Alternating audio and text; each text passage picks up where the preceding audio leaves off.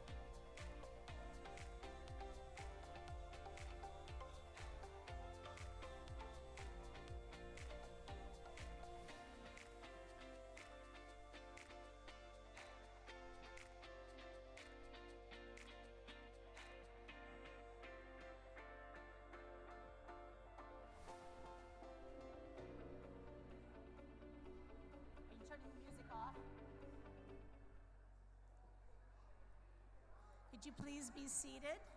Everyone, please be seated.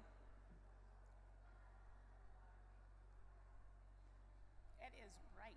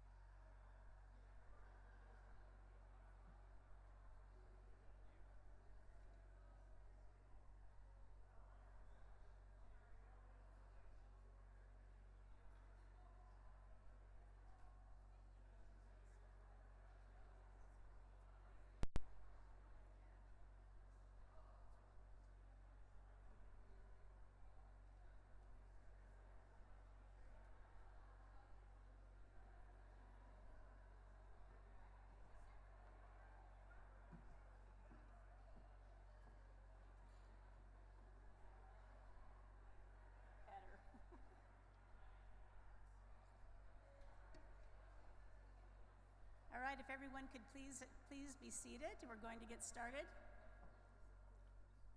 Thank you. May I have everyone's attention? All right, welcome everyone, welcome. We are so excited to have you all here today to continue our conversation on managing growth effectively in Ada County.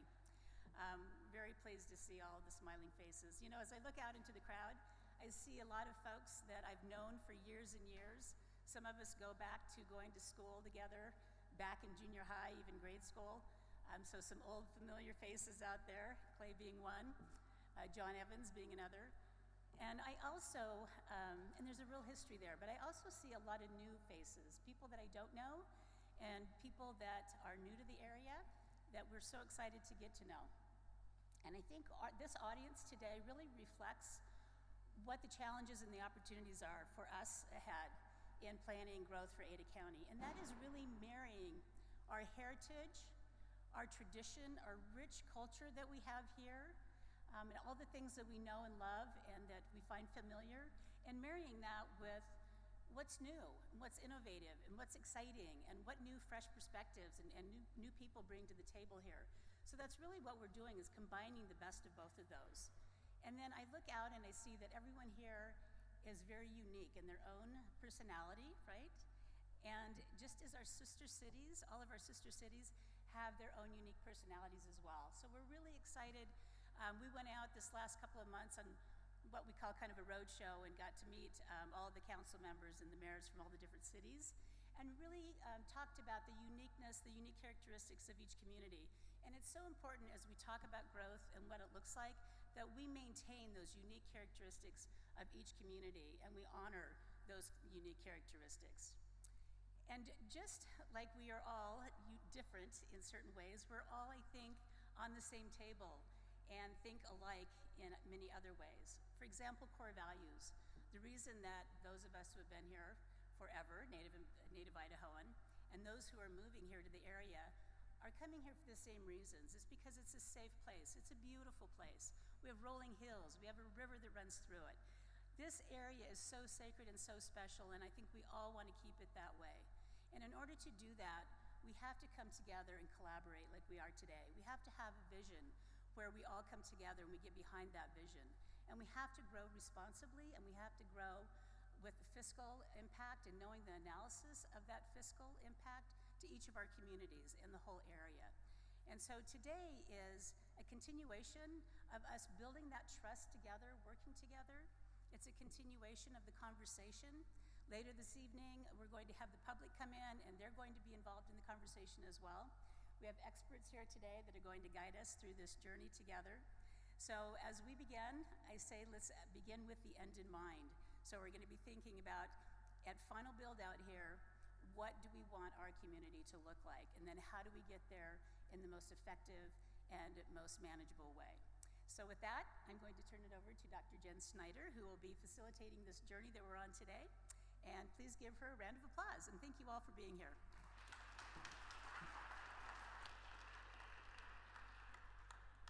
Thank you, Commissioner Kenyon. Is that too loud?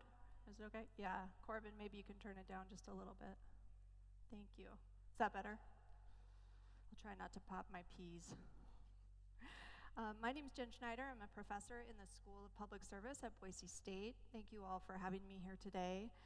I'm going to facilitate today's meeting, so my main job is to sort of try to keep us on time so that you get out of here at the time allotted, and also to make sure that we have a good conversation.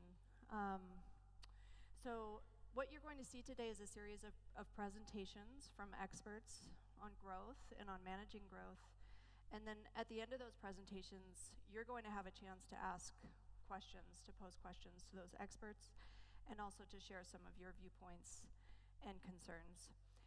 Here's what you need to know is a 3-hour meeting. We don't have formal breaks scheduled. That's because we have a lot of material to get through. So if you need to use the restroom, just do so. It's through that door over there, or get food, refreshments, drinks. We're gonna start off just by having you do some brief introductions around your table. So just a couple of minutes, but if you could say your name and your organization to the folks you're sitting with, just so everybody knows each other. And then I'm gonna ask each of you to choose one word that comes to mind when you think of the growth challenge in the Treasure Valley. And if you could have somebody at your table write those down, you all have the big sheets of paper and pens. We're gonna collect those at the end. So maybe decide who's gonna be your scribe for the table. Okay, and name, organization you're from, and a word that comes to mind when you think of the growth challenge. And I'll ring a bell when we come back together.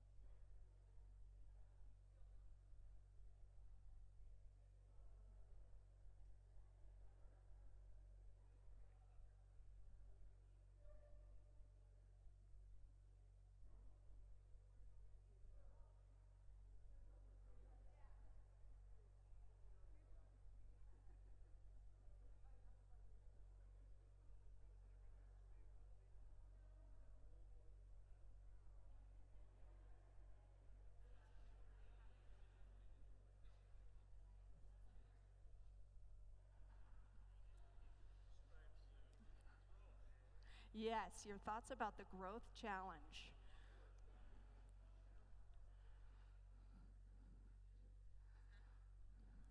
You guys have yours? All right.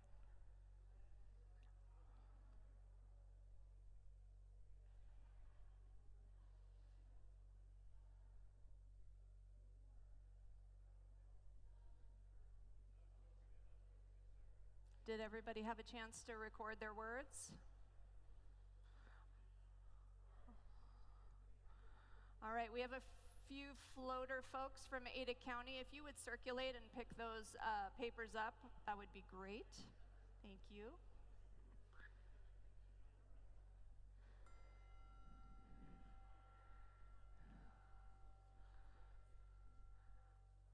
All right, we're going to dive back in.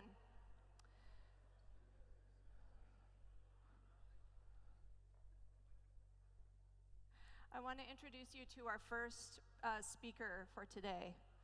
That is Mitra Meta Nelson. Cooper, sorry. Mitra is the Strategic Planning Manager for Ada County Development Services. She has 20 years of private and public sector experience and the demonstrated leadership ability to build consensus among diverse interest groups. So that is this room, I suppose. Mitra recently led a major project for Ada County, the Master Facilities Plan, which defines future facilities needs and outlines associated costs and capital needs for them. She's going to set the stage for the conversation today by providing some context for why today's coordinated growth conversation is necessary. Please join me in welcoming Mitra.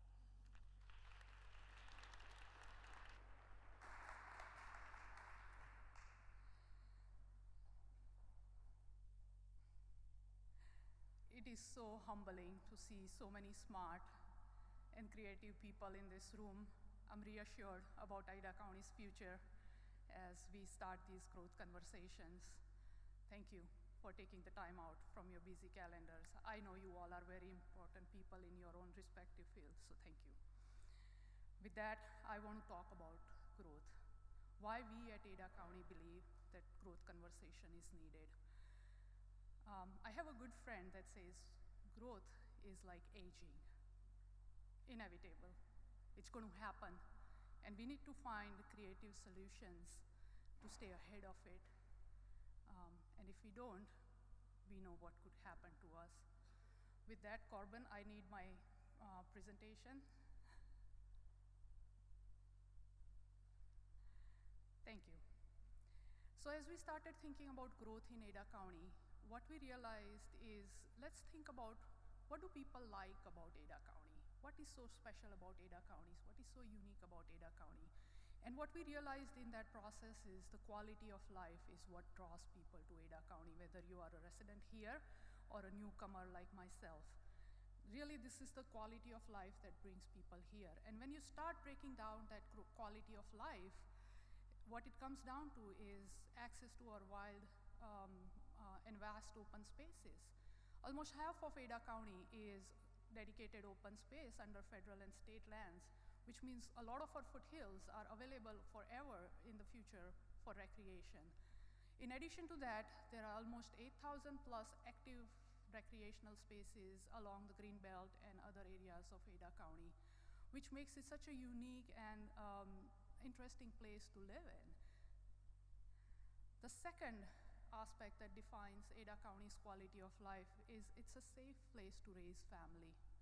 I have a 5-year-old, and I can let her play in the front yard without worrying about her safety. And that is attributable to many of our public safety personnel that Ada County employs and many of the cities employ. Those are the people that keep us safe and give us the safety feeling that we all have that is so close to us. And you can see almost half of our workforce in Ada County is for public safety personnel. Furthermore, we have housing options available in this region that are not found in many other areas. You can live in a 10-story building, a condo in downtown Boise, or you can live in a suburban house in Meridian and Eagle, or you could be living in a ranchette in in Cuna and Star, and all of this is within half an hour of each other. When we think about this in urban planning context, this is an ideal spectrum of housing options. So we believe that having these housing options for all our various generations is also a very important part of our identity. And underlying all this is the transportation network that supports all these beautiful quality of aspect concepts of Ada County. We can go to our home without getting clogged up on our roads. We can go to the vast open spaces in Ada County without really getting blocked on the roads. And we can enjoy the safety of our home because the personnel are able to respond in a timely manner when we need the help. But as witnessed recently, this is changing a little bit for Ada County. Boise State does this Treasure Valley survey every year, and this is the third year they did this survey for Treasure Valley, and almost 72% people, which is 3/4 of our population, believe that we are growing too fast, and we need to be more responsive to this call that has come from our residents in Ada County. And I am one of those that commutes on Chindan Boulevard every day in the rush hour, so I know that roads are getting really busy, and I see the open spaces getting chopped up into suburban sprawl every day as I drive by the roads in this county. So definitely the growth pressure is here, and we need to respond to that as leaders of this county. So before I go into the why of this, let me talk a little bit about our service portfolio in Ada County, what we do. Many people are not aware of the fact that we provide our services from 32 locations throughout the county. And we occupy more than 1.2 million square feet of office space in providing these services to our people. And we had, when we did the master facilities plan in 2017-18, we had around 1,800 employees in Ada County. Of course, these numbers have gone up since then because of the growth that we are talking about today. But as we were working on the master facilities plan, what we learned was our service portfolio was broader than just unincorporated Ada County. Many of our services are provided to city residents also, such as the 911 dispatch center or driver's licensing. All these services are really provided to all residents of Ada County, not just unincorporated Ada County. And when the growth is happening outside of our understanding of where the growth should happen, what is happening is we end up putting our employees in a compromising work arrangements. At the bottom picture, what you see is at our public safety building, we literally had to make room in a storage space and put our employees there. It doesn't have good light, it doesn't have good ventilation. They are just stuck with a lot of storage area. I have a intern here that is co-sharing a cubicle with one of the building inspector because we are really overcrowded in our county facilities. Furthermore, what is more damaging to county is the fact that our services are falling behind. For those of us who have tried to get a STAR license recently, can attest to the fact that we had to wait at the driver's license a little longer than we had anticipated, and that is not the level of service that we are comfortable with in Ada County. So we learned all this as we were working on the master facilities plan. And next, I want to talk about the challenge that we see for Ada County. And you all have to pardon me with my Indian accent, but I'm going to geek out on you for a few minutes here, so please pardon me. So this is a map that Compass, a regional planning entity or metropolitan planning organization, develops every 8 years to comply with the air quality requirements as well as to get federal funding for our transportation network. And what they do is the first set of map on this screen shows the density of population on top and jobs at the bottom in 2010. And then Compass looks at the growth forecast of the growth trends of the region and allocates where the growth will be going in 2040. And that's the second set of maps.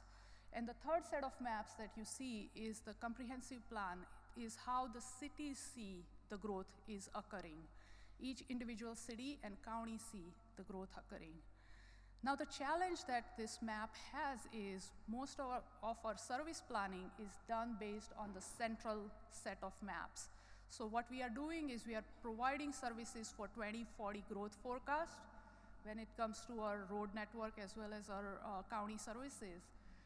And every day when the city council or the board in Ada and Canyon County meets, they are making decisions on land use applications based on their own comprehensive plans and their future land use maps.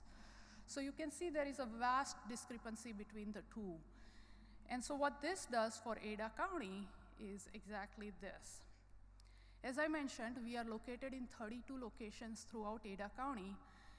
Our current capital investment program budget is somewhere around $5 million on any given year. So when you think about 32 locations and 1.2 million square feet of building space, you can imagine that, that $5 million basically goes in fixing the building's roof and parking lots after snow. We really do not have a lot of capital available to build new facilities that we need to keep up with the growth. And so when we did the master facilities plan, what we learned was our capital needs between now and 2040 are around $320 million in 2018 dollars. And as I mentioned, it is really challenging to provide the existing and maintain the existing service level, let alone build new facilities. And those are critical facilities, such as a new pod for the sheriff or a new coroner's facility, so that our loved ones are given their final goodbyes in a dignified manner. But if we continue to grow the way we are growing today, that envelope can be going up to approximately $700 million. Now, did I say that we don't have $320 million to begin with, let alone the $700 million? So we really need to have these discussions with all of you and ask for your help in defining a solution that could work for our region. Fortunately, our board recognizes that need. And so we believe that the service provision portfolio that the residents feel don't end at Ada County services. There is water, there is sewer, there is roads, there is schools, many other services that are important beyond just what Ada County provides.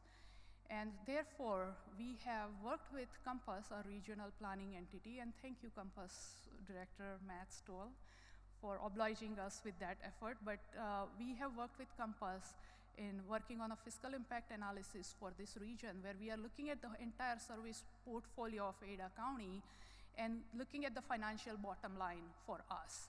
Do we have money to pay for this, or are we going to continue down the path of not so sustainable future for Ada County? Later in the presentation, you will hear from Carson Weiss about what are the benefits of this fiscal impact analysis, so I'm not going to go into the details of that. But fiscal impact analysis is not the be-all, end-all. We need to take the information that we learn from that, and we need to carry it forward into our policy conversations about land use and service provision and how we can marry them together into the future. So Ada County Board of County Commissioners in fiscal year 20 has set aside funds to make sure that when the fiscal impact analysis is concluded, we are able to take that and carry it forward into the policy conversations that are needed for this region to coordinate the growth the way we all feel is necessary. In recognizing that, as Commissioner Kenyon mentioned, we met with every city in this region, and we met with Ada County Highway District on 3 different occasions to share our growth philosophies and to share our concerns about what it is doing to our service provision challenges in Ada County. And to our pleasant surprise, everybody understands this. Everybody, although their own understanding of fiscal realities and their land use decisions are varying across the board, they all understand that we need to find a solution that is fiscally responsible for the region. And so today we want to expand that conversation to all of you. I believe there is state representatives here, business leaders, industry experts in this group, and we want to expand our conversation to all of you and see how we can take what we know today and take it into the policy conversation. And Mr. Michael Lauer is going to give us some framework for that so that we can start thinking creatively about what our region is going to need to sustain long term and to work towards that build out that Commissioner Kenyon talked about. So with that, Ada County staff as well as the electeds are committed to making sure that we continue to grow in a fiscally responsible manner and we continue to protect the quality of life that is so dear and near to our hearts.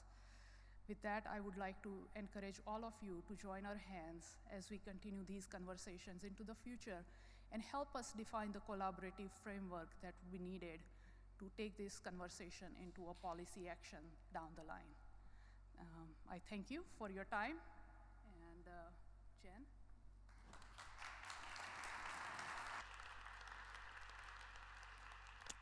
Mitra Mehta Cooper, thank you so much. I'm going to introduce you to our second presenter now. If you're like me, you would like to know now more about fiscal impact analysis. It's one of the reasons we're here, and we have a national expert on that presenting to us today.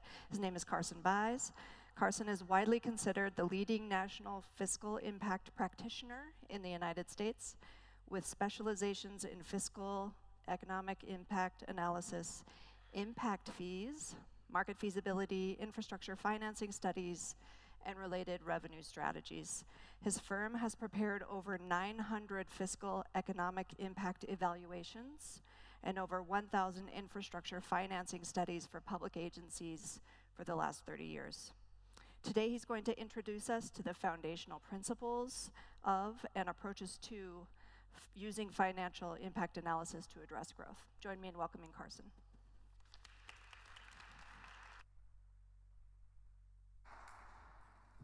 Thank you very much. It's my pleasure to be here today to talk to you. I'd love to talk to you for 3 hours about this, but I'm told I've only been given 30 minutes, so I'm going to start the clock now to be respectful of your time. I was also led to believe I may be headlining this event, but once again, I'm opening up for Michael Lauer, and he got the bigger dressing room this time as well. A little bit about our firm. We focus on fiscal impact analysis, infrastructure financing strategies, impact fees, market assessments, et cetera. We're based in Bethesda, Maryland, with an office soon to open in Boise, actually, in the spring of this year, or of next year. The first thing I think we should point out, and I think Mitra touched on this in her presentation, and the first point here I think is the most important, and that is, in our experience, most local governments do not know the true cost of their development decisions on a daily basis, and they don't understand or know whether the adopted land use plan is fiscally sustainable. And by our calculation, we estimate that probably less than 10% of the communities in the country include a fiscal sustainability element within their land use plan. That's not to say that some state enabling acts require communities to have a public facilities element, but that's only part of the equation. You know, in most communities, the capital budget is only 15 to 25% of the total budget, so you're missing the largest share of the cost. And I think it speaks volumes that our firm is the largest firm in the country that specializes in this, and we only have 8 people. So you can appreciate that it's a very, very niche market, and there's not a whole lot of communities doing this type of work. Another thing that we're seeing is that most communities, as they do their land use plans, really don't understand whether they have a market for the types of uses that are being proposed. They're not doing their due diligence in looking at what's the long-term return on investment in terms of incentives. And then obviously, as we've come out of the recession, there's been increased funding responsibilities on local governments across the country. The elements of the fiscal equation are outlined here. It's very simple, and we basically refer to fiscal impact analysis as the cash flow to the public sector. So we're looking at what are the revenues generated by development, and are they enough to offset the commensurate service and facility demands? And obviously, revenues minus expenditures equals your surplus or deficit. And that's very, very different than an economic impact analysis. And I think it's important that we discern between these two, because I can't tell you how many jurisdictions I've appeared in front of where the building community has held up a report that says, look, this report shows our development pays for itself, and I've got a cover of one of those documents here. And it's basically a National Association of Home Builders model. And the national folks in Washington, D.C. are very upfront about what this model is and isn't. What happens is it gets distorted in many cases at the local level, and economic impacts are passed off as fiscal impacts, and both are extremely important.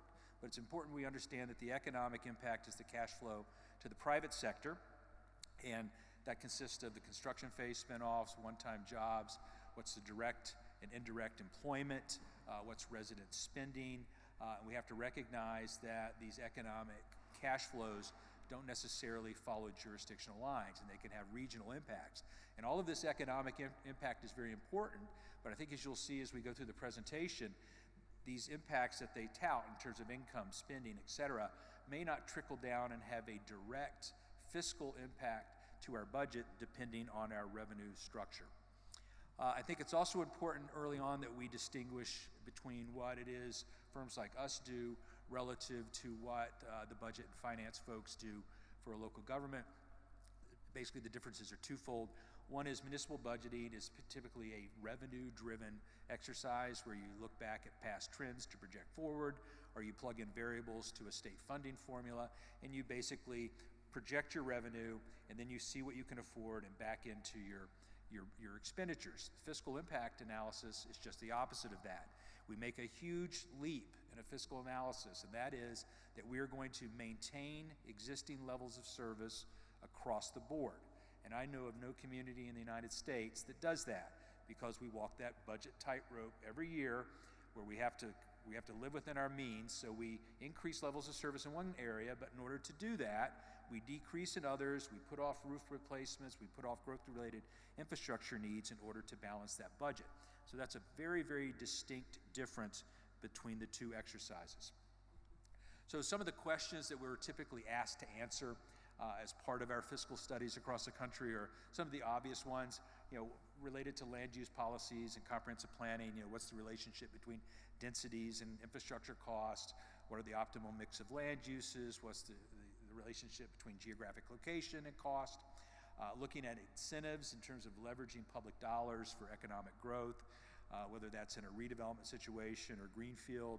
A big question that we're asked a lot is, our big concern here in this community is that we're living off tomorrow's growth. We're in this treadmill where we have to receive those one-time revenues, let's say in Arizona or Colorado, from construction sales tax that we're using to subsidize our operating budget, which isn't a very prudent use of the funds. And finally, annexation is a very typical use of fiscal analysis. And in our experience, it's very easy to figure out what the net increase is in revenue related to annexation. It's very different to look at what does it cost to provide city levels of service into newly annexed areas. And as we see the field progressing, we're using fiscal analysis more and more to look at lifestyle and demographic choices. For instance, we've got a housing phenomena, I think that Mitra touched on a little bit here, about the availability of housing choices where, for the first time since probably the 1930s or 40s, we've got baby boomers and folks of a certain age demographic living in the exact same places that the young millennials are living, because they want urban amenities, they want the arts, they want the culture, they want restaurants, et cetera. And so we can use fiscal analysis to do what-if testing about behavior. What happens if millennials defer home buying? What happens if our community ages in place? What happens if we have high turnover or high mobility? New patterns in consumption relative to communities that rely very heavily on point-of-sale sales tax. As most of you in the room are probably aware, the retail market has changed dramatically in the last 10 years, and it's going to continue to change in the future, and retailers are having to respond to that. Another thing we're seeing nationally in terms of consumer behavior is more and more people are eschewing vehicles. In fact, I only have 3 employees now that have a car, and they're all over the age of 35. All of my younger employees, they take other forms of transportation. So how does this impact the fiscal equation? I'm not going to bore you with methodology, but I'm going to spend maybe half a minute here.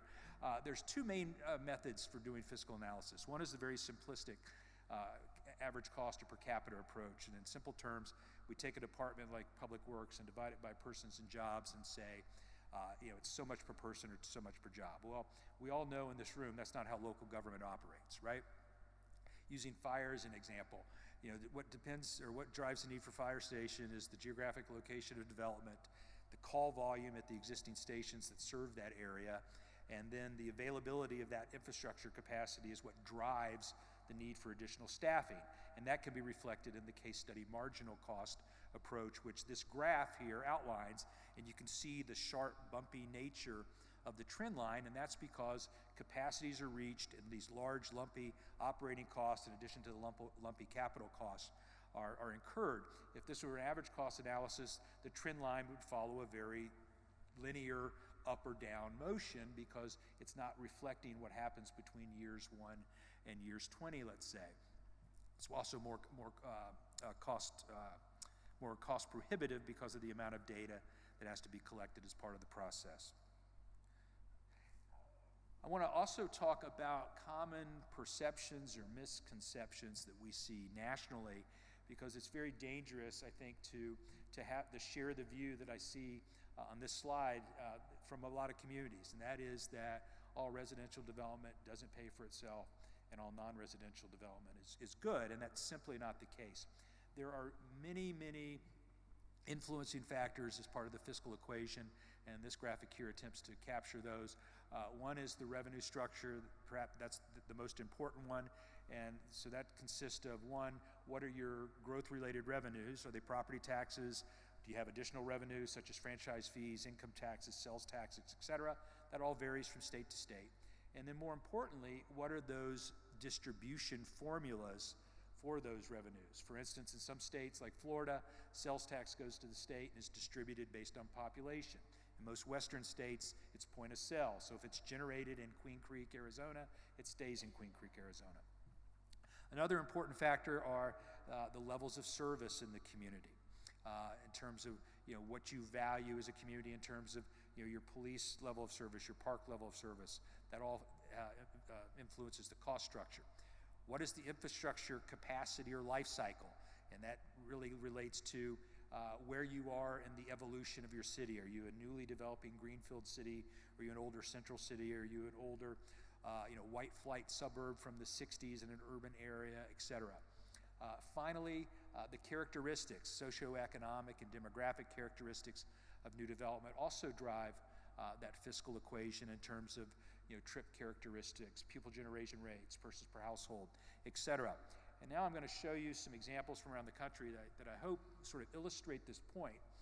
And the first is from Arizona and Scottsdale, and it shows the impact of the revenue structure on the fiscal equation. And so in Arizona, like most Western states, the sales tax is point of sale.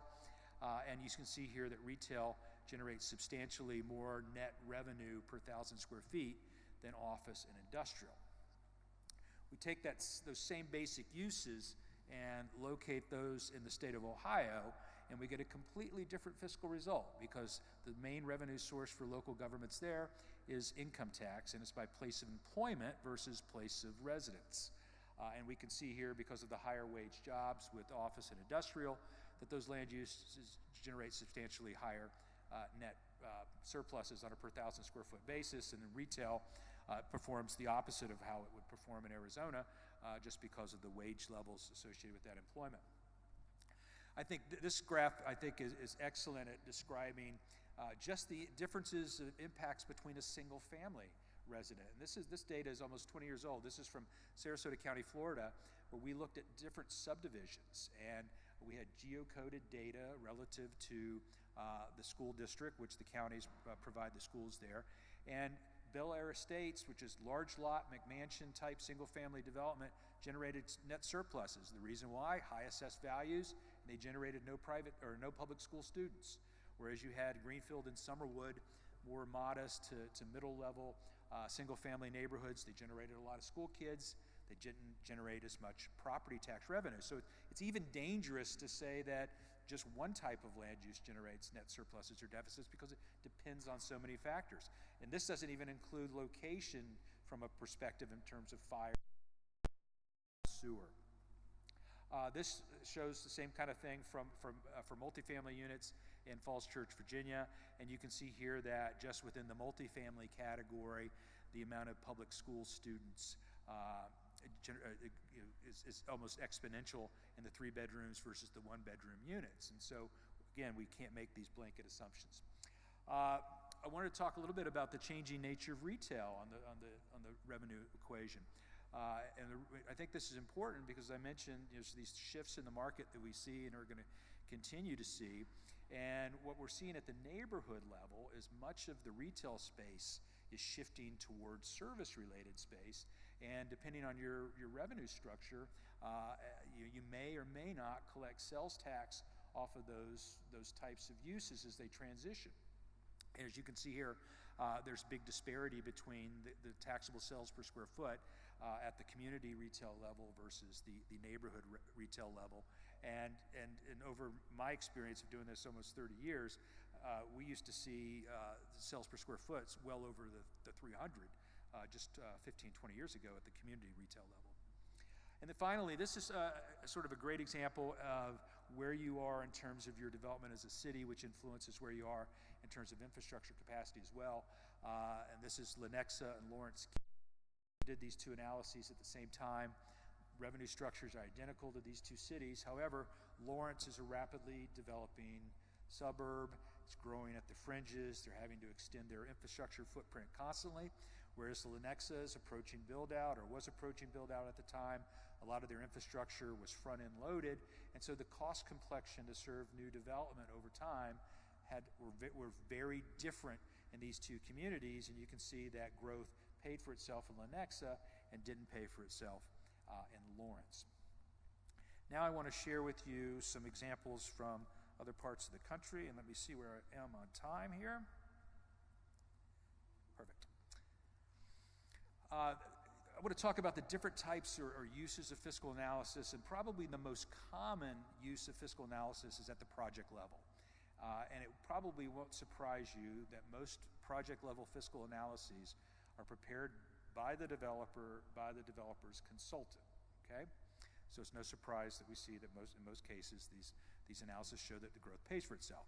And typically, we see just a very optimistic absorption schedule where you really should be looking at 1 or 2 or 3 alternatives, particularly if there's no market analysis presented with the development proposal, because you'd want to go into this armed with the knowledge of, well, what happens if the market is slowed, or we have a blip in the economy, or what happens under different retail assumptions, or what happens as we're seeing with many of our clients where they're coming back to the jurisdictions and saying, hey, we'd like to amend our development agreement because retail markets change and now the market's for multifamily uses.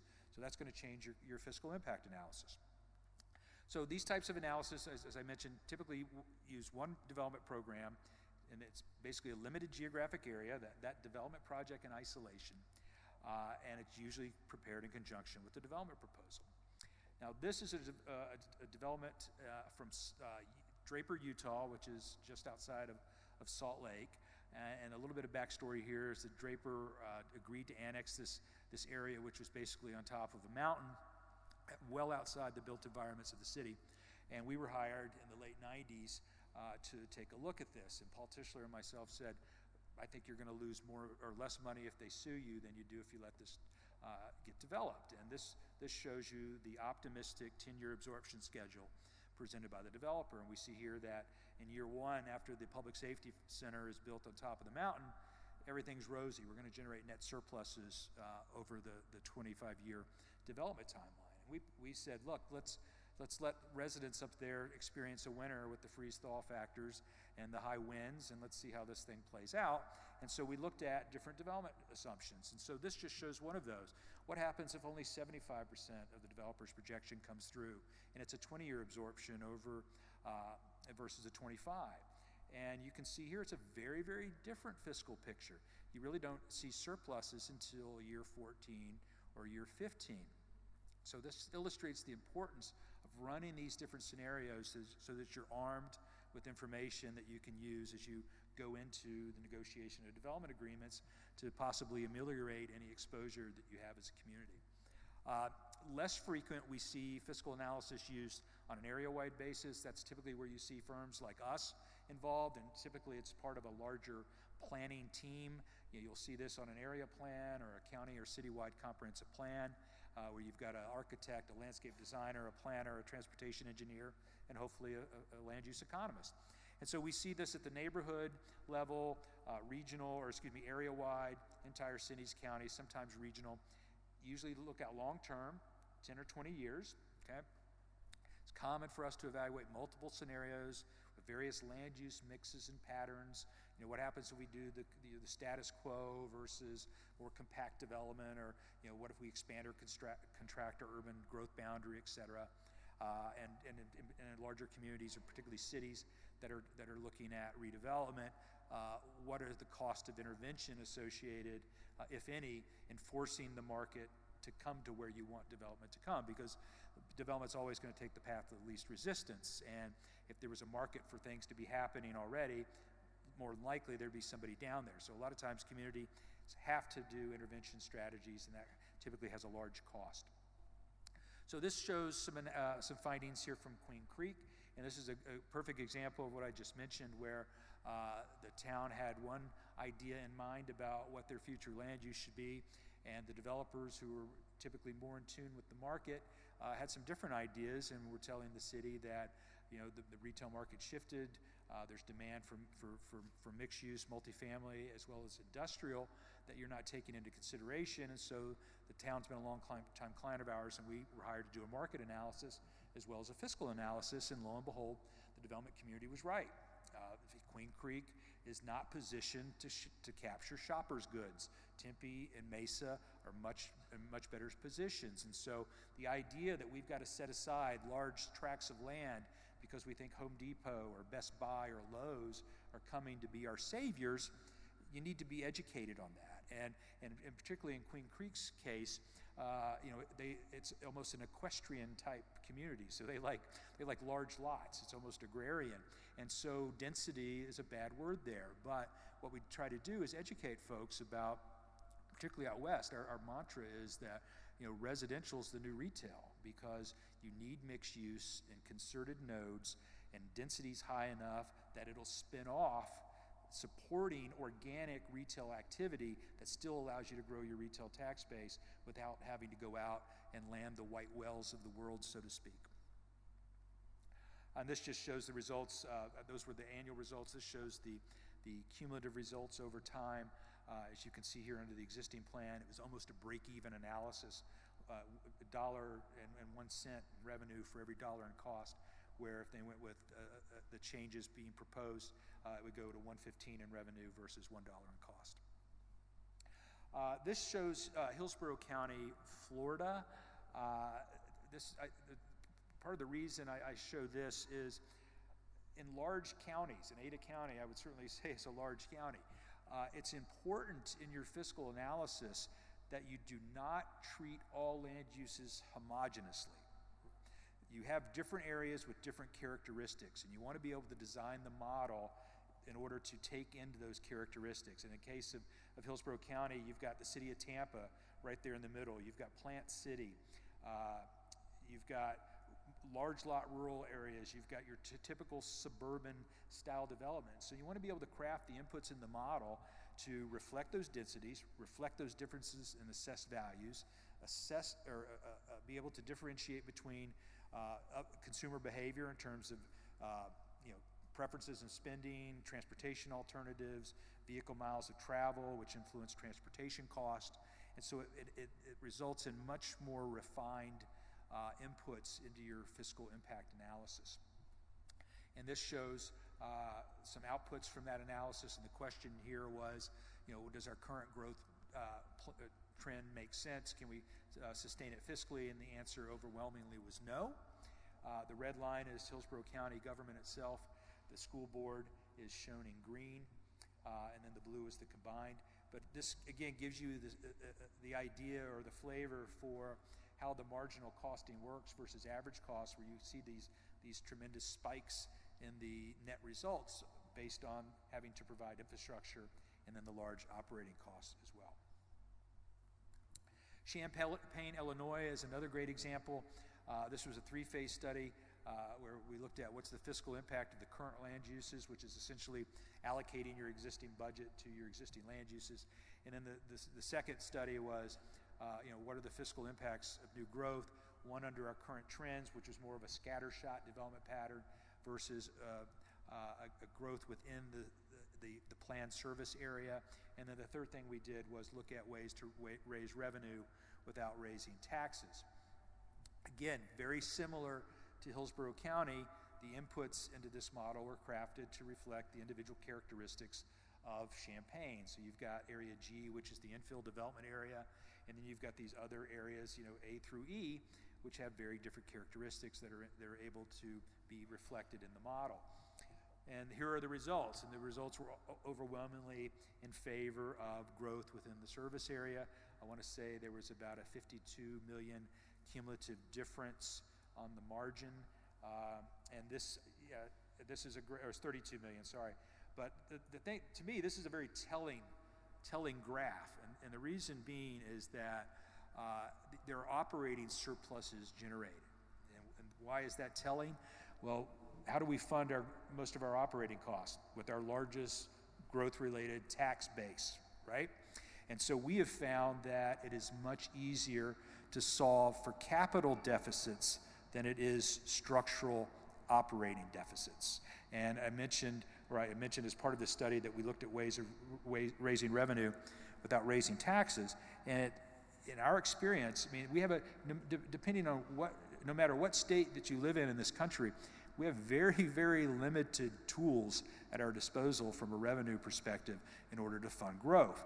We have impact fees, we've got special districts, some states we have excise taxes, and then we basically have our general revenues, we've got public-private partnerships, and a few other things out there, but it's not like we've got 80 different options to choose from. And so, as I mentioned, it's much easier to solve for these transportation or infrastructure deficits than it is your structural operating deficits. And as part of this analysis, it supported a tiered impact fee system for transportation that varied with vehicle miles of travel. So the further you go out, the more you consume in roadway, so you have a differential fee structure.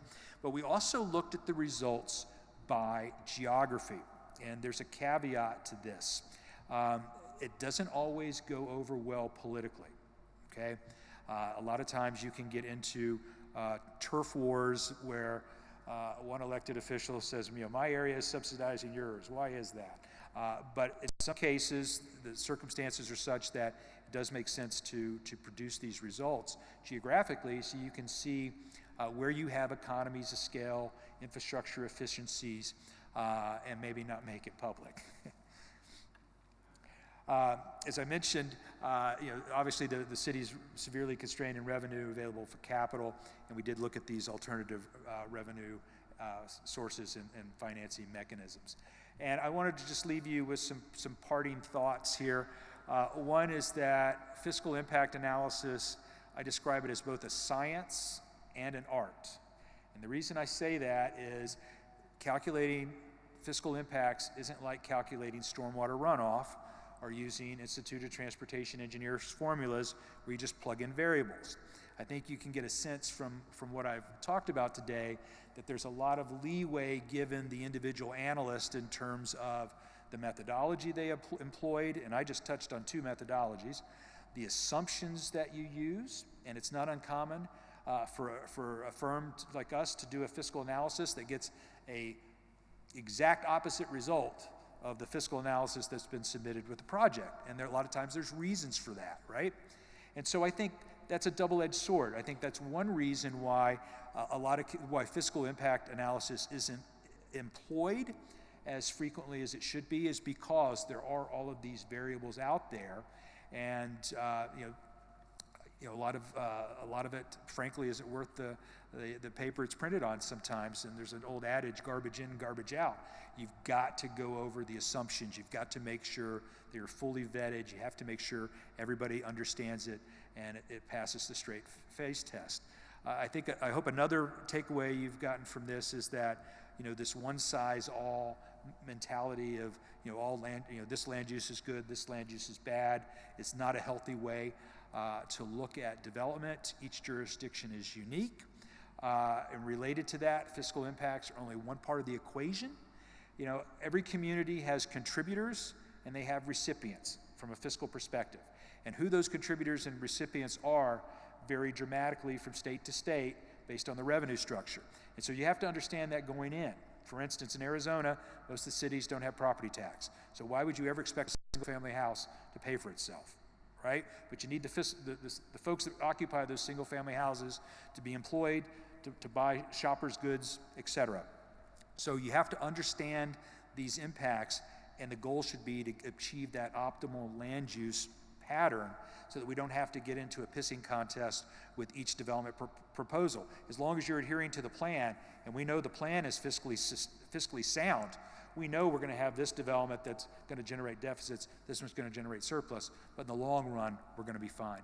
And so the goal should be to educate with fiscal impact analysis. Again, it's just one part of that equation, like transportation impacts, environmental impacts, affordable housing, et cetera. And again, as I mentioned, garbage in, garbage out. Two things I want to touch on real quick. I think hopefully I've got 2 minutes here. Yes. Overlap of government entities. This is one thing that gets lost in many fiscal analysis, and frankly, because if you're working, I'm just going to use Meridian as an example. If you're being hired by Meridian to look at the fiscal impacts of growth in Meridian, well, somebody else is providing schools. Somebody else might maybe providing housing. So we've got to keep that in our rearview mirror, that there are externalities associated with fiscal impact analysis that we should be cognizant of.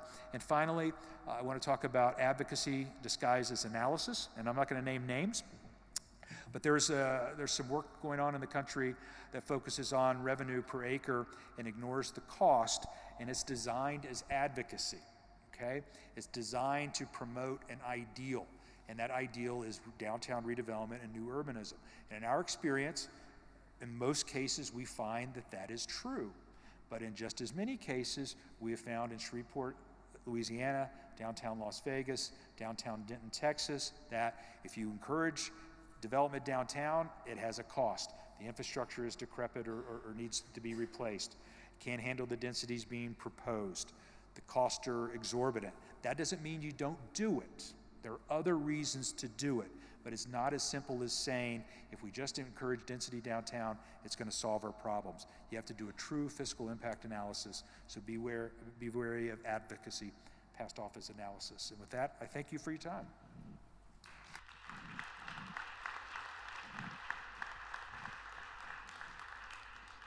I bet you have questions. If so, make sure to jot them down. We'll have a few minutes to discuss those after our next presentation. I'm going to turn things over now to Michael Lauer. Michael is the principal of Michael Lauer Planning. He's worked for over 35 years in this field, all across the country with urban and rural jurisdictions. Growth management planning. He has experience developing multiple adequate public facilities documents, concurrency of service provision documents, and if he looks familiar to you, it's because he has done work with us here in Ada County before. Michael's going to be talking with us today about a toolbox for fiscally responsible growth. Please join me in welcoming Michael.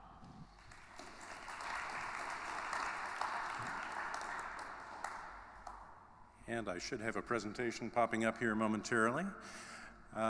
Mitra gave me a call and she asked me I want to say, please tell these people, what are the tools available for managing growth from a fiscal perspective? What have you learned over the last 40 years? And I said, okay, what would you like me to focus on? And she said, focus on finishing in 30 minutes. So that's what I'm going to do. This will be a little bit like a fire hose trying to take a sip out of it, so hang on, get ready, we're going to go through fairly quickly. And hopefully, if we have questions, we'll be able to address those later on. Really, I'm going to focus on 3 questions. How do we know what we need? We're going forward. What's in the toolbox? What are our choices? And which tools do the best job of focusing on timing and costs? Fortunately, I can rely on Carson here. I'm going to use him as shorthand throughout because he talked about several of the issues that I'm going to discuss, although I'll approach them from a little bit different perspective. How do we know what we need? What are our challenges? Where are we going to grow? How are we going to grow? How are we going to pay for it? Those are the big questions. And right now, Compass is getting ready to start a fit scenarios process, and they can be really good if they're done right. And the critical thing is make sure you're operating in the real world. If 90% of your growth has been one development pattern, don't expect that to flip-flop where 80% of your population is now living in mixed-use developments. You've got a real world out there that you're dealing with, and it changes slowly, so you have to account for that. You also have to use functional boundaries. They have to be drawn precisely enough. You don't want to use an overly fat crayon when you're doing the analysis, or you're going to end up with the garbage that Carson was talking about. He's already made a compelling case for doing a credible fiscal impact analysis, and I just finished working in a town that had a number of people who was following one of these advocacy analysts, and I'll discuss some of the results later, but we had a real re-education process to do because we dealt with real numbers. And once people saw the real numbers, they said, oh, okay, it's not the picture we thought we were going to get. And on the last 2 points, I think it's pretty obvious. You want to make sure that you have good criteria to select your preferred scenario. How am I going to make a decision? What are the criteria? What should I use?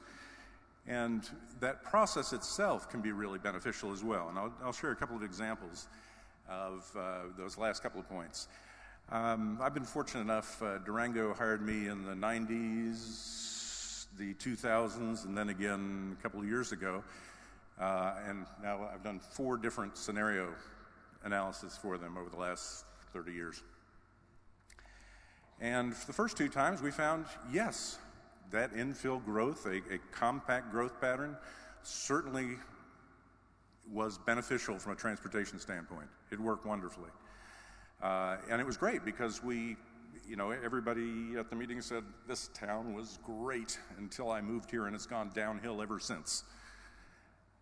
Can we just shut the doors? Well, we can show through this process very clearly. You can try to shut those doors, but the people are still coming to the region because you've still got the employment, you've got all the amenities. People want to be here. So what happened, in this case, we ran through the analysis and said, well, the more people you push out, the worse your transportation system's going to be. And so in running through this process, 3 sets of modeling over the first 20 years, we found this was consistent. Back in 2017, we discovered something new. The job centers had changed enough. They'd had enough infill that a more dispersed growth centers approach scored much better than the other alternatives. But that wasn't all we were looking at. Transportation was a big issue, and I'll get into this in a little more detail. Unfortunately, when we do transportation analysis, too often we're looking at how well we move these 2,000 plus pound metal boxes. We're not looking at moving people. We're not looking at how we're moving those people or even where we're moving those people. We're just saying, okay, are we moving them along this corridor of road? That really is not what mobility is about, and I'll get into that in more detail in just a bit. This was a fun one. We had everybody connected online so they could watch on the television and say where they lived. So our audience was there in the areas just north of downtown in Durango, where you see the orange and then the red. So this is where our respondents lived. And there was overwhelming consensus that affordable housing should be dispersed within the community, that we need to provide a mix of housing throughout the community. And so we asked, okay, where should this be dispersed? And if those maps look a little bit different, it's because everybody wanted it dispersed outside the city. So the orange and red that you see there weren't even part of the city. And once they saw that, both the council and the citizens, to their credit, said, oh, we get it. The problem is us. We need to figure out how to embrace this, how to get a compatible mix of affordable housing if we're going to solve our other problems. So your scenarios process can be very useful if you use it to help people overcome some of the challenges they have and some of the, I don't want to say hypocrisy, but some of the internal inconsistencies that people have in their thought processes. I'm using the term growth management, and I want to make sure I start from the standpoint. Growth management doesn't mean pro-growth, anti-growth. In some cases, it can be to slow down growth. Some places, it can be to increase growth. You may be trying to increase certain types of growth or discourage certain types of growth. Growth management means you're taking an active role in the timing, location, and nature of that growth. Another point I want to make just before I get too far, capital planning is critical. I cut my planning teeth in Austin, and it was a wonderful town back in the 70s. And in the 70s, we took the position that if we don't build it, they won't come. Didn't quite work out that way. I was recently down there visiting some friends, and each trip took about 40 minutes. No matter where I was trying to go across town, I was stuck in traffic. But the capital planning is critical because it helps you identify, okay, here are the deficiencies I'm going to resolve, but it also is important to set the tone of where you want to see private investment, because Carson talked about the public-private investment. The capital improvements program is actually part of that equation because it focuses dollars to encourage certain types of development in certain locations. It's critical fiscally, and I'll talk more about that in a bit. Physically, take the Austin case, it's essential to resolve the physical problems, but it's also critical from a legal standpoint. When you get into talking about the tools that I'm going to talk about in just a moment, the CIP is a necessary condition to say we are trying to solve our problems. We are making a good faith effort to solve them.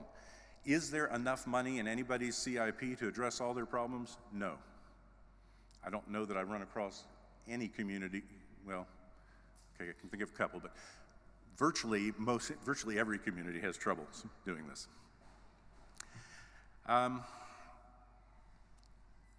In the world of land development regulations, that's where a lot of these tools come in.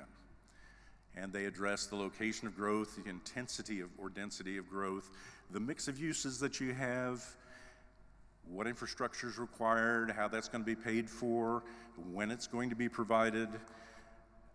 The design character is a critical thing, and it's something that most codes do a very poor job of. And I had a wonderful experience a few years ago down in Panama City Beach. They have this fantastic attorney, city attorney, who's a very staunch libertarian, and he hated development regulations, hated them. Yet the city was spending a whole lot of money to fix their main corridor, which is right there in it's the soul of the Redneck Riviera there on the Florida Panhandle. It's this kind of dead stretch that has a lot of big boxes in it. And he recognized, oh, wait a minute, if we don't address the way the development is designed, how it relates to that corridor, nobody's ever going to use that transit. Nobody's going to do anything but get in their cars, which is the problem we have right now. So that design and character really helps shape how your capital improvements work. And then finally, I'll spend most of the time today talking about timing issues. And there are several tools. Carson talked about the impact fees, excise taxes, public-private partnerships, and some others. I do want to share a quick story. If you ever want to look for a good fiscal model, stay away from Kansas. They made the mistake of listening to a very angry development community who said, "We do not want impact fees." And so they said, "Oh, okay, we'll authorize these excise taxes." Excise taxes, great. Initially, the developer said, "Wonderful, we're sharing the burden. We don't have to pay as much." Until they found out excise taxes are taxes. That means they can be spent anywhere for any project, and they didn't benefit the developers' projects. So developers were finding that they're paying but getting no benefits. So the opinions have changed somewhat on that approach. So the main focus, the main tool you have are impact fees, which are one-time charges for capital costs, and they're the proportional share of capital costs. And then some other approaches I'm going to talk about are growth caps, rate of growth ordinances, and adequate public facilities ordinances. Impact fees, though, I want to share a couple of things. They do have some limitations. Your collections are always lagging demand. By the time you get enough money to do something, your demand's already there. So you've got to find a way to bridge that to make sure you can keep up with the demands if you're going to maintain your levels of service. They only cover the proportionate share of capital costs. They don't cover your existing deficiencies, they don't cover your external demands, and they don't cover operational costs. So you still have a lot of funding that is not covered by impact fees. Impact fees are great, but you need to recognize they do not pay for growth. They pay for a portion of the impact of growth. And then finally, I will talk about this in more detail. They frequently don't differentiate between the marginal and average costs. Good example of this. If I use average trips, and we'll go to Hillsborough County, that's a great place. And they started out, their impact fees used average trips. The jobs are in Tampa. So if I live in a greenfield development that's 30 miles away from downtown Tampa, I'm paying the same impact fee as I would inside Tampa right next to the jobs. By using those average costs, you're creating an incentive because it's, quite frankly, from a development point of view, it's much easier to develop a greenfield than it is to do infill. There's more land, it's cheaper. There are a lot of advantages to doing that. But the impact fees created a disincentive. I want to talk briefly about growth caps and rate of growth ordinances.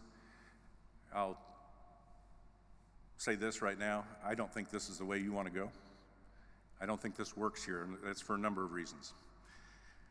They're a little bit like squeezing a balloon. When you create that limitation in one location, if the demand's there, it's going to go somewhere else. And that somewhere else isn't always better than it would have been otherwise. They can work pretty well in a closed system.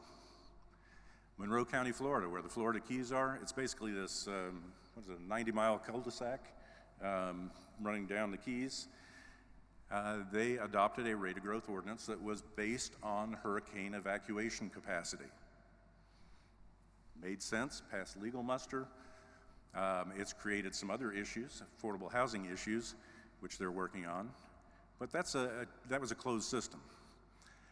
Boulder managed to close their system somewhat by getting the county to agree to very strict development limitations surrounding Boulder. But again, that is unusual. Boulder, too, though, had many problems. If you look at between 2009 and 2016, the cost of housing has increased 75%, while incomes have only gone up 11%. And to overcome this, Boulder has pretty aggressive programs for subsidizing housing, groceries, medical care. There's a reason they call them the People's Republic of Boulder in Colorado. They really have had to go to this approach to overcome the limitations created by their growth ordinance, which they initially adopted in 1970. As I said, you're constraining things. They tend to be exclusionary by definition. And very often, you don't realize the economic impacts that are coming. An analysis of Lakewood, which is considering, it's just outside of Boulder, they're considering a growth cap if they haven't already adopted it. And that analysis showed pretty significant loss of revenue because of the limited investment that they could have otherwise expected along a rail line that was connected to jobs in the area. The other impact is for many of the employers who have a hard time finding labor. I mentioned I work in Durango. The buses run every day from New Mexico to Durango to bring up all the service workers who can't afford to live there. Same thing in Boulder. They bring people, the labor force, in from the outside. So, what I'm going to talk about next is something called adequate public facilities or concurrency. It's basically a requirement that's specified public facilities. So you pick the public facility, it's in a defined area, they're available, they are at adopted levels of service, that capacity is at adopted levels of service at the time the impacts will be felt, and so you maintain those levels of service. Fairly simple concept, but boy, are there a lot of ways to screw it up. And it has been done in a lot of places. Florida, I think, now has close to 35 years experience, and Washington State is now, they adopted in, let's see, it was 1990, so it's almost 30 years experience. And they have identified some ways to deal with some of the deficiencies that I'm going to talk about. So before I do, let me tell you what adequate public facilities is not. It's not a rezoning of property. You're not changing development rights or downzoning. It's not an exaction or dedication requirement. It's not an impact fee or moratorium. Though, I need to point out, from a developer standpoint, and I generally work on the public sector side, but I do work on the private sector side from time to time, just so I can understand the different perspectives. Very often it feels like all of those things. So how do you do it? How do they work? You're basically taking four factors. You've got your capacities, your demands, your levels of service, and your CIP is supporting that. And we have to figure out how to get those all in balance. And when you're doing that, obviously you need to have the statutory authority. Your planning statutes start with property rights and then go to adequate public facilities in the second bullet. You need to decide, what are we targeting? What facilities are we going to target? Where's it going to apply? What are our level of service standards? That's what LOS stands for. What are our capacities to serve? Who's this going to apply to? When are we going to figure this, or when are we going to apply it? What happens if we meet failure? And then, how do we monitor this over time? So I'm not going to talk about all of those just because I don't have time, but I will talk briefly about facility criteria. Is it an essential facility? Can we measure the level of service? Is there a link between development and demands? And do we have a fiscal commitment to provide that? Okay, pretty easily. Water, sewer, stormwater, transportation. Notice I'm using the term mobility here because we're not just talking about cars, we're talking about moving people and goods. But let me ask, this is one that a couple of my clients have had a hard time with. Fire. Essential facility? Yes. Measurable level of service?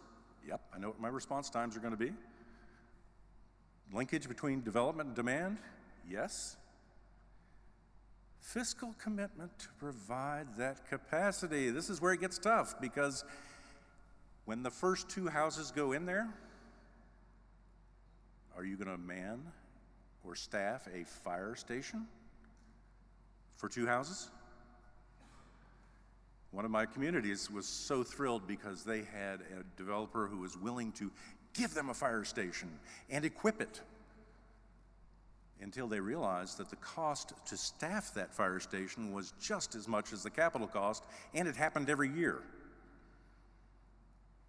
So in picking your facilities, you need to think about those things.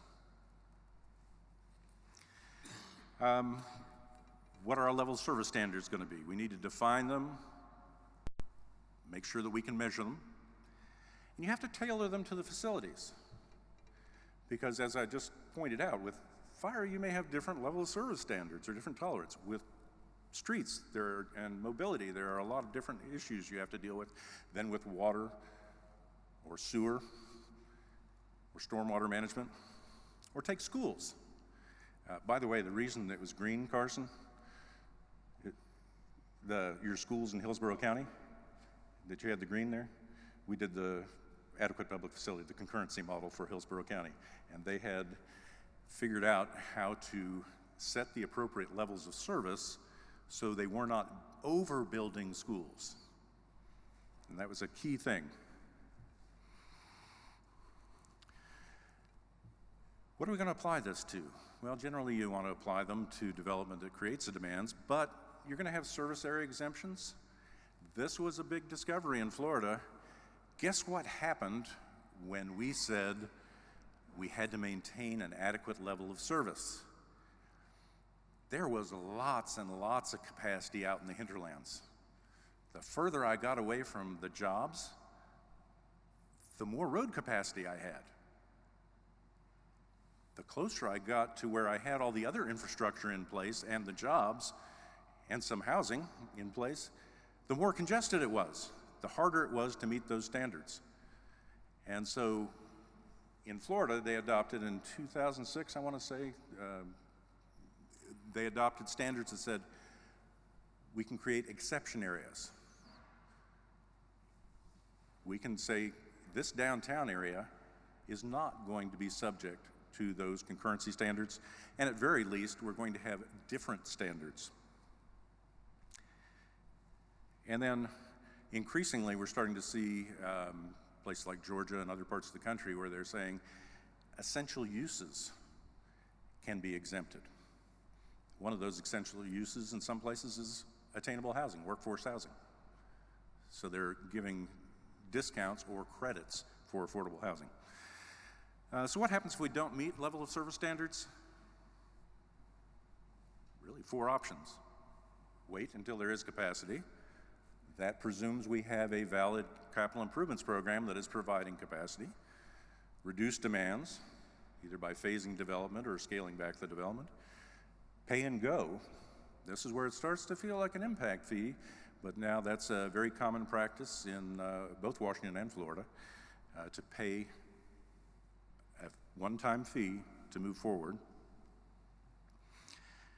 And the other one is to provide that capacity. This is your public-private partnership where I have a development agreement to provide that. On the pay and go, this is where we're starting to see the replacement for impact fees coming in. We're starting to see a mobility fee. Instead of measuring the vehicle, or excuse me, the capacity, the volume to capacity ratios that most traffic analysis look at, they're starting to look at other factors, vehicle miles traveled, the movement of people, the factors where you're looking at commute times and distances, And also with mobility fees, they're factoring in transit usability, transit contributions. So that's one of the big trends that we're starting to see on the two coasts. So, what happens if you screw it up? Well, you fail to resolve the deficiency that you had. The picture on the lower right was a brand new interchange in Fort Lauderdale. It was over capacity the first day they opened it. 3 weeks ago, I was down working in Doral, and I waited till 7 o'clock after rush hour to come home. It still took me 45 minutes to get through this interchange. Creating excessive roadways. Do you always want to build the capacity? Is it appropriate to build the capacity? In many cases, no. I mean, look at San Francisco. When they lost the freeway going through, or by the Embarcadero there, I said, oh, well, good riddance. They got rid of it. In the case on this upper right photo, maybe I could make it across there. I'm still not as nimble as I used to be, but I think I could make it across there. I know my mother couldn't. But is that what we're trying to build in order to provide capacity? Does that create the kind of spaces that we value as a community? And then I already mentioned the issue of deterring infill and fostering sprawl, that if you do that wrong, that can happen. By the way, the picture on the lower left, that's where the double-decker freeway used to be in San Francisco. So a couple closing thoughts. I didn't set my timer, so I don't know where I am on time. My wife describes my profession as being a community group therapist. I think all of you should think of yourselves as that as well. You need to, anytime you're going to try to accomplish something, you need to bring everybody to the table, bring all the jurisdictions to the table. And this point was made earlier this afternoon. It's critical because you have different cities with different needs, with different administrative capacities. We need to figure out what the challenges are, what we're trying to solve in each community. Figure out where are we going to get the money. And Carson, you did leave off my favorite source of funding, which is other people's money. There's not as much of that as there used to be, unfortunately. Still a little bit out there. Getting those level of service numbers right, that is critical. Could talk for hours on that. Make sure everybody knows what the impact is. If somebody is, as Carson described it, an advocacy planner, if somebody is selling you that product, that music man coming to town saying this is the best thing since sliced bread, look at that loaf a little closely. You want to make sure that you understand the impacts. And then finally, because no matter how good the analysis is up front, every community is different. Every jurisdiction is different, and as you're implementing this, you're going to find some surprises. So that same group that you have that is working to create and implement this needs to be around to fine-tune it. And as I said, you need to be sure that you're working together, otherwise you end up with the crosswalks that don't work. Thank you.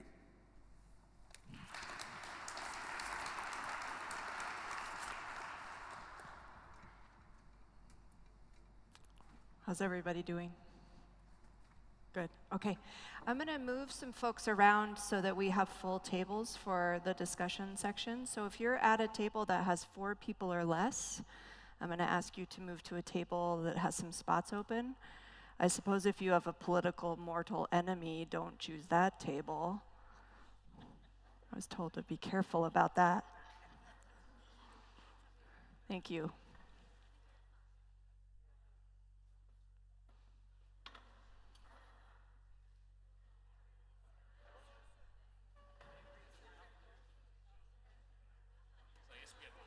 You have to move.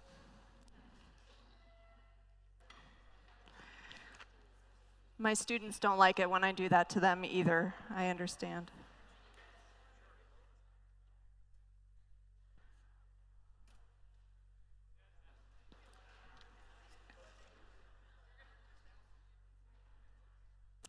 And Ada County folks are going to come around and collect that first round of papers that got written on, if you wouldn't mind. Thank you.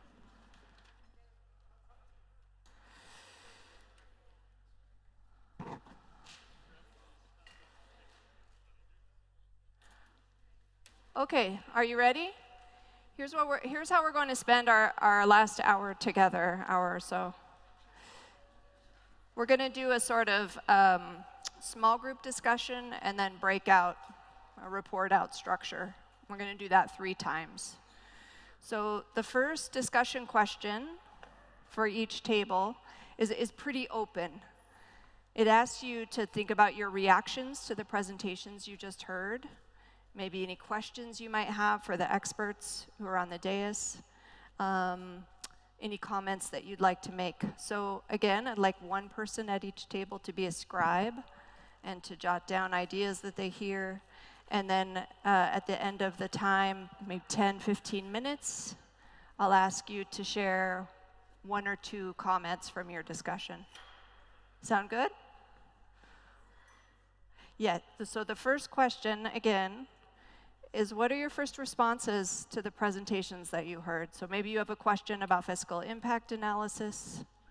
Maybe you want to make a comment about the presentations. That's fine. It's pretty open for this first question.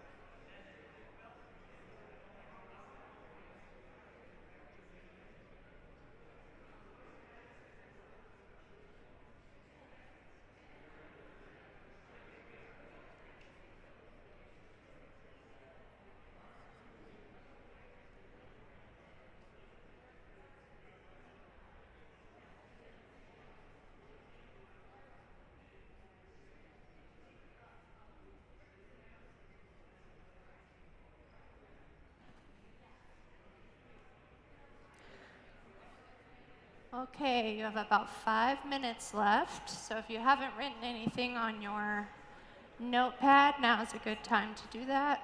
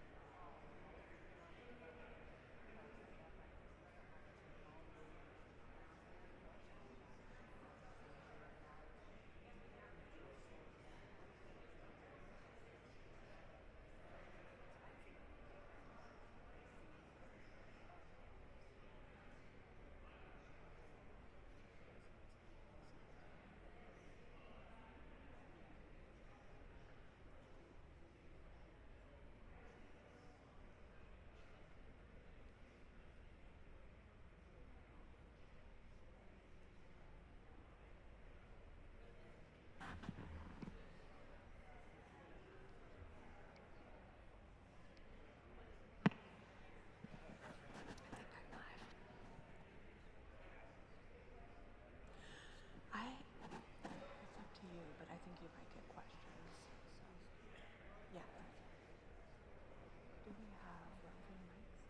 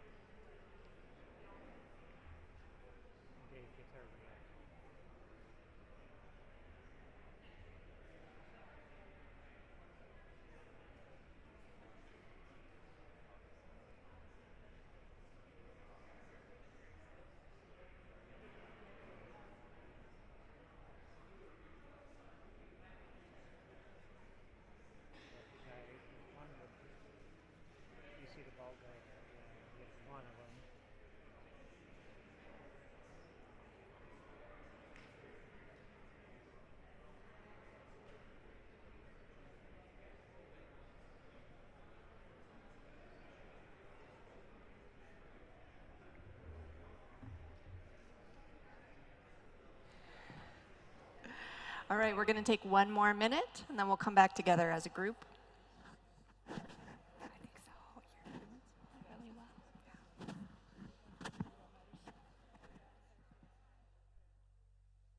Yeah. Okay.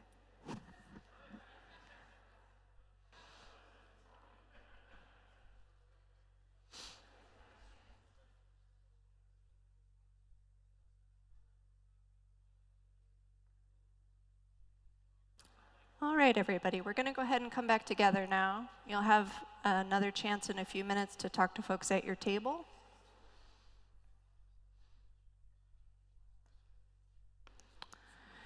So we have, if I can just get your attention,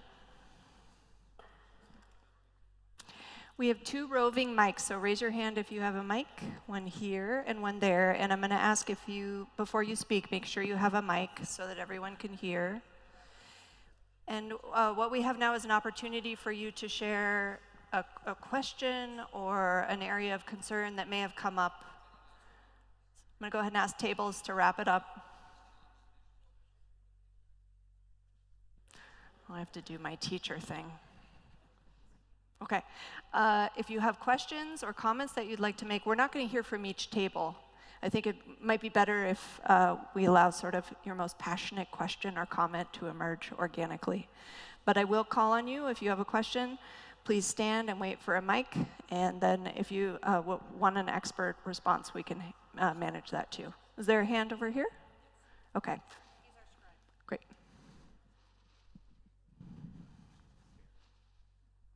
We just were curious about the question of what regional alignment looks like for strategies that we're discussing.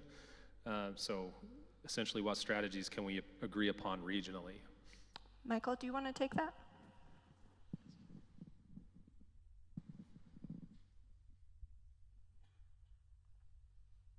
This table over here asked me if anybody has resolved the congestion issue.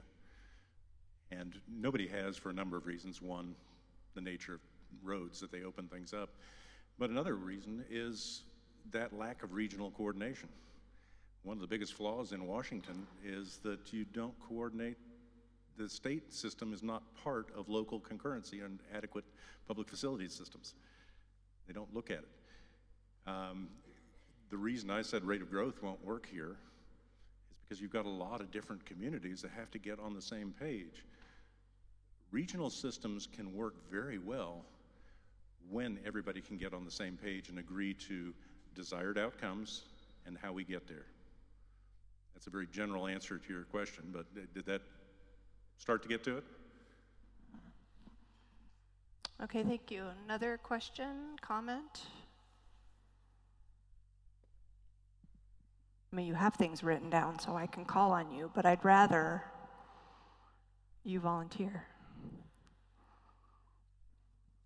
Okay, I'll do it. All right, table one. A question or a comment is particularly provocative.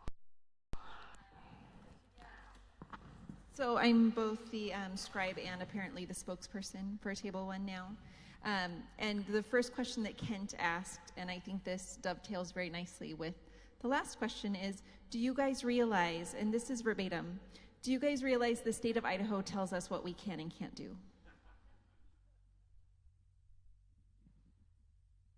That's a yes or no question, so it should be easy for any of our experts. Any of you like to take that? Yes, okay, yeah, they realize it. Are there creative ways to work around that problem of state preemption, for lack of a better word?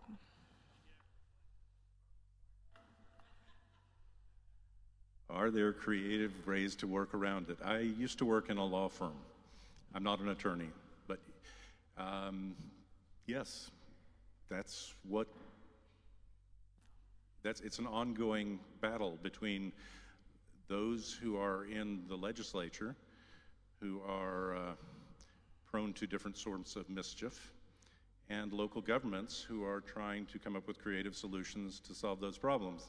So it's an ongoing dynamic that you have to work in the legislative environment or the legal environment that you've been given. But within that, there are a lot of different tools you can use.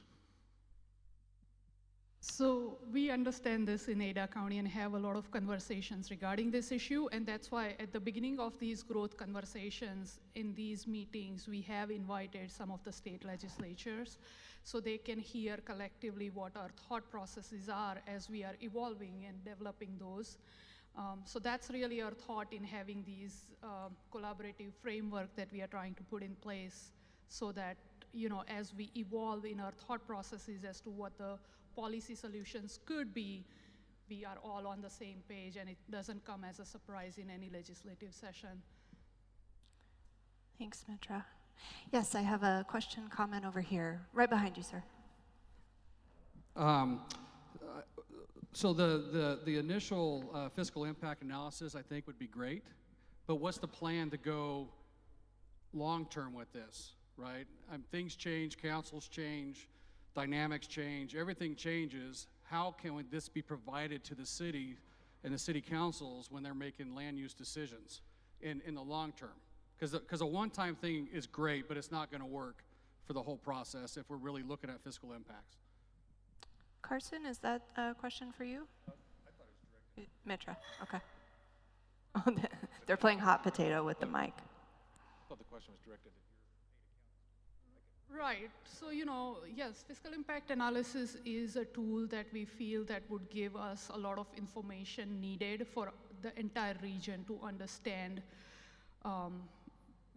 whether the growth that is occurring right now is sustainable, or are we on a path of, unsustainable growth long term. And our hope is that through these collaborative frameworks that we are establishing now, we'll be able to have further dialogue on the policy solutions, and regardless of changes in markets or political climate, because of the capacity that we would have built through these collaborative efforts that we are putting in right now, hopefully we'll be able to carry those through those tough and up and downs of the future. Sure. Yes. So we're still trying to get working on the contract, getting it finalized. I haven't seen the contract come across my table. But the goal is to get a tool that we can provide to our member agencies, so the cities, the counties, and the highway districts, that'll be available to them to look at the impact of development as it's coming in, and make it just another data point that they can consider. So I think it gets to what you're asking. Is it going to be given to you? That's the goal. you get the contract. Well, we haven't got a contract yet. So it's a great question. And one of the challenges with any assignment like this, where you're trying to do something regionally from a fiscal impact perspective and have sort of a one-size-fits-all model, is that it's really difficult to have a one-size-fits-all model, because the types of issues that Eagle may be dealing with could be very different than what Boise is dealing with, which is a much larger city, and you've got different market forces at play with redevelopment and that type of thing. And so the model there has to be much more complex, much more focusing on marginal costing, where you may have a different structure in Eagle or Meridian. And so it's the difficult part is striking a balance. But again, I think it goes back to the larger point I made earlier, which is, I think it's more important that a community understand whether it's countywide or citywide or townwide land use plan is fiscally sustainable over a long term. Then you use the model to just sort of, hone the details of the deal, if you will, if there's a development agreement being drawn up, or there's cost sharings, that type of thing. So that we're not, because the last thing we want to have happen, because we've seen this elsewhere, is that communities start to use this model for what we call fiscal zoning, where that becomes the denominator, right? We're not approving this because it doesn't pencil out. Well, there's a reason it doesn't pencil out, but there's all these other upsides that you need to consider in order why you should approve it. Right? Okay, we have time for one more comment in this general session before we go back to small groups. Well, yes, sir. so I just wanted to ask about past efforts that have been made. So Blueprint for Good Growth, going back a dozen years or so, identified preferred patterns for development and density in the region. People aren't just moving to your city, they're moving to the whole region. So can we use some of that data? Is it stale? Is it worthless? Does it provide us, does it inform us in any way on how to look forward? And if we're going to do a fiscal impact analysis, we have to know who's going where and what use. So that takes a regional effort to make that decision, to kind of foresee where we think it's best. So I guess in a general question, how do you do a fiscal impact analysis that's meaningful for each municipality or jurisdiction if you haven't decided where these people are going to end up and what they're going to be doing when they get there? Michael, do you want to take the Blueprint for Good Growth question? Well, I'll let staff take the Blueprint for Good Growth in terms of the reliability of that data today. I know you've gone through a lot of changes since then. I think a lot of I actually went back and reviewed that before I came out here, and a lot of that is still valid. There are clearly some growth-related changes that we've had. Your question, though, really starts to get to the issue of how long or how frequently do we need to update this? And that was the last question as well. And one of the purposes of the whole scenarios process is just to do those comparisons over time and just keep tracking and building that model and refining that. And that's when fiscal analysis is the most effective. Does staff want to take on anything else on that one, or? Okay. So I think we're going to go back to a small table discussion, and why don't we go ahead and dig into the fiscal impact analysis piece a little bit more. I heard some comments as I was walking around that it's pretty complicated, it's pretty technical, and so now is a good opportunity to ask maybe what you might think of as dumb questions about it. I saw a lot of comments about cost as I was walking around. So we have experts in the room who can answer those questions now. So what sorts of questions do you have about fiscal impact analysis specifically? And what kinds of problems would having a fiscal impact analysis help you solve at your agency or organization? What kinds of problems might having that data help you solve?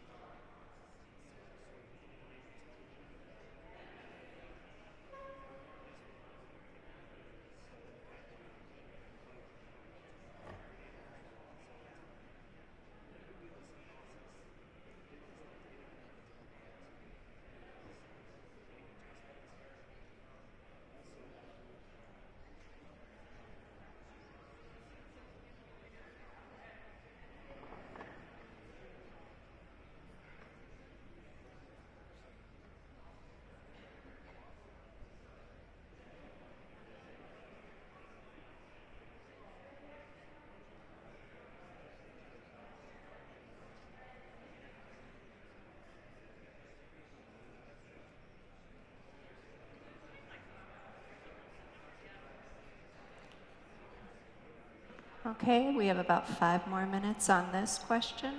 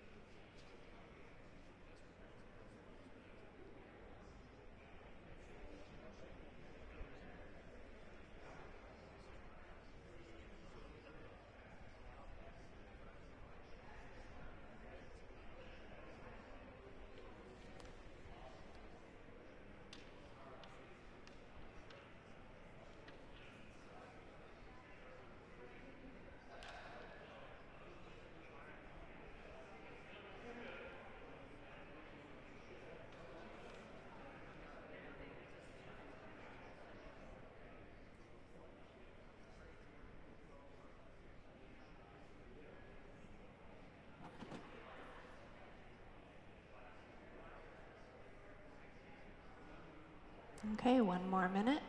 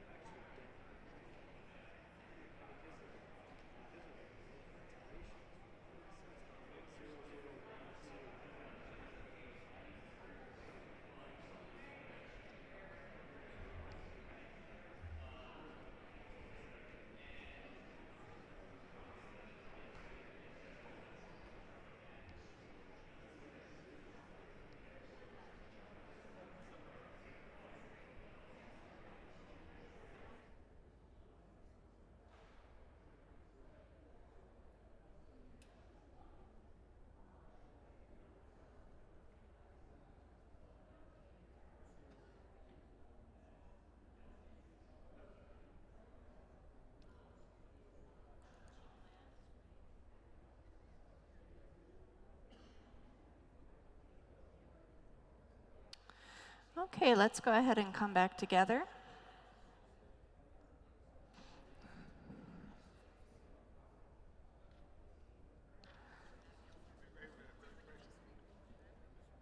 We're going to do a quick report out on what you discussed this last time.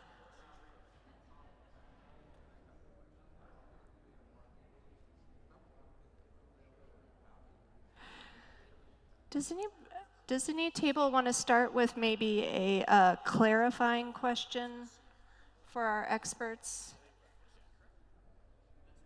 Did you have a sort of operational question about fiscal impact analysis that we could start with? How about this table? I'm going to pick on you because you have a nice long list. Okay, well, how about you just tell us what you talked about? We have a mic right here. Okay. So we kind of came up with a, maybe the goods and the bads about the fiscal impact analysis. We thought it seemed helpful, so we went through some of the helpful components of an opportunity to influence broader comprehensive plan goals, much more successful to be proactive in the planning and direct growth a bit. It also is a new opportunity to improve the public understanding of the big picture and long-term planning decisions made by a municipality, and provide a little bit of fiscal credibility, and perhaps dispel some myths on how certain decisions are made and kind of the long-term focus. Some of the concerns we said seemed helpful, but they were mentioned that each city has its own vision, its own identity and plans, so trying to marry that up has proven difficult. Not all the players are always in the mix, school districts being one of the examples that sometimes isn't an as active participant in the equation. Not everybody plays, not everyone plays nice. That's plagued us for a long time. And there's that constant conflict between the long-term benefit of executing the plan and the short-term leadership and short-term focus that comes with rapid turnover and local control. So that tension will exist with or without the fiscal plan. Yeah, those are great comments. Anybody from the panel want to respond? Carson? Yeah, well, I think those are valid, very valid pros and cons. I mean, you hit the nail on the head, particularly with the sort of the downside is that every community is unique. You've got the change in leaderships, and a lot of times the short-term thinking clouds the long-term end game. And these are all valid criticisms, but they're the same kind of criticisms that you can have with any variety of planning-related exercises or implementation strategies. But being cognizant of that going into the process and making sure that the big danger in a model is that you develop it, it sits on a shelf for 10 years or really doesn't get revisited. And our successful clients are the ones that one, have an oversight group that's multidisciplined. It's just not a planning tool. It's just not a finance tool. There are multiple stakeholders involved, and the model is actively tweaked and updated, and that's one of the ways you can sort of ameliorate those concerns long term. Yeah, thank you. Can I pick on this table? Would you be willing to share? Here comes the mic.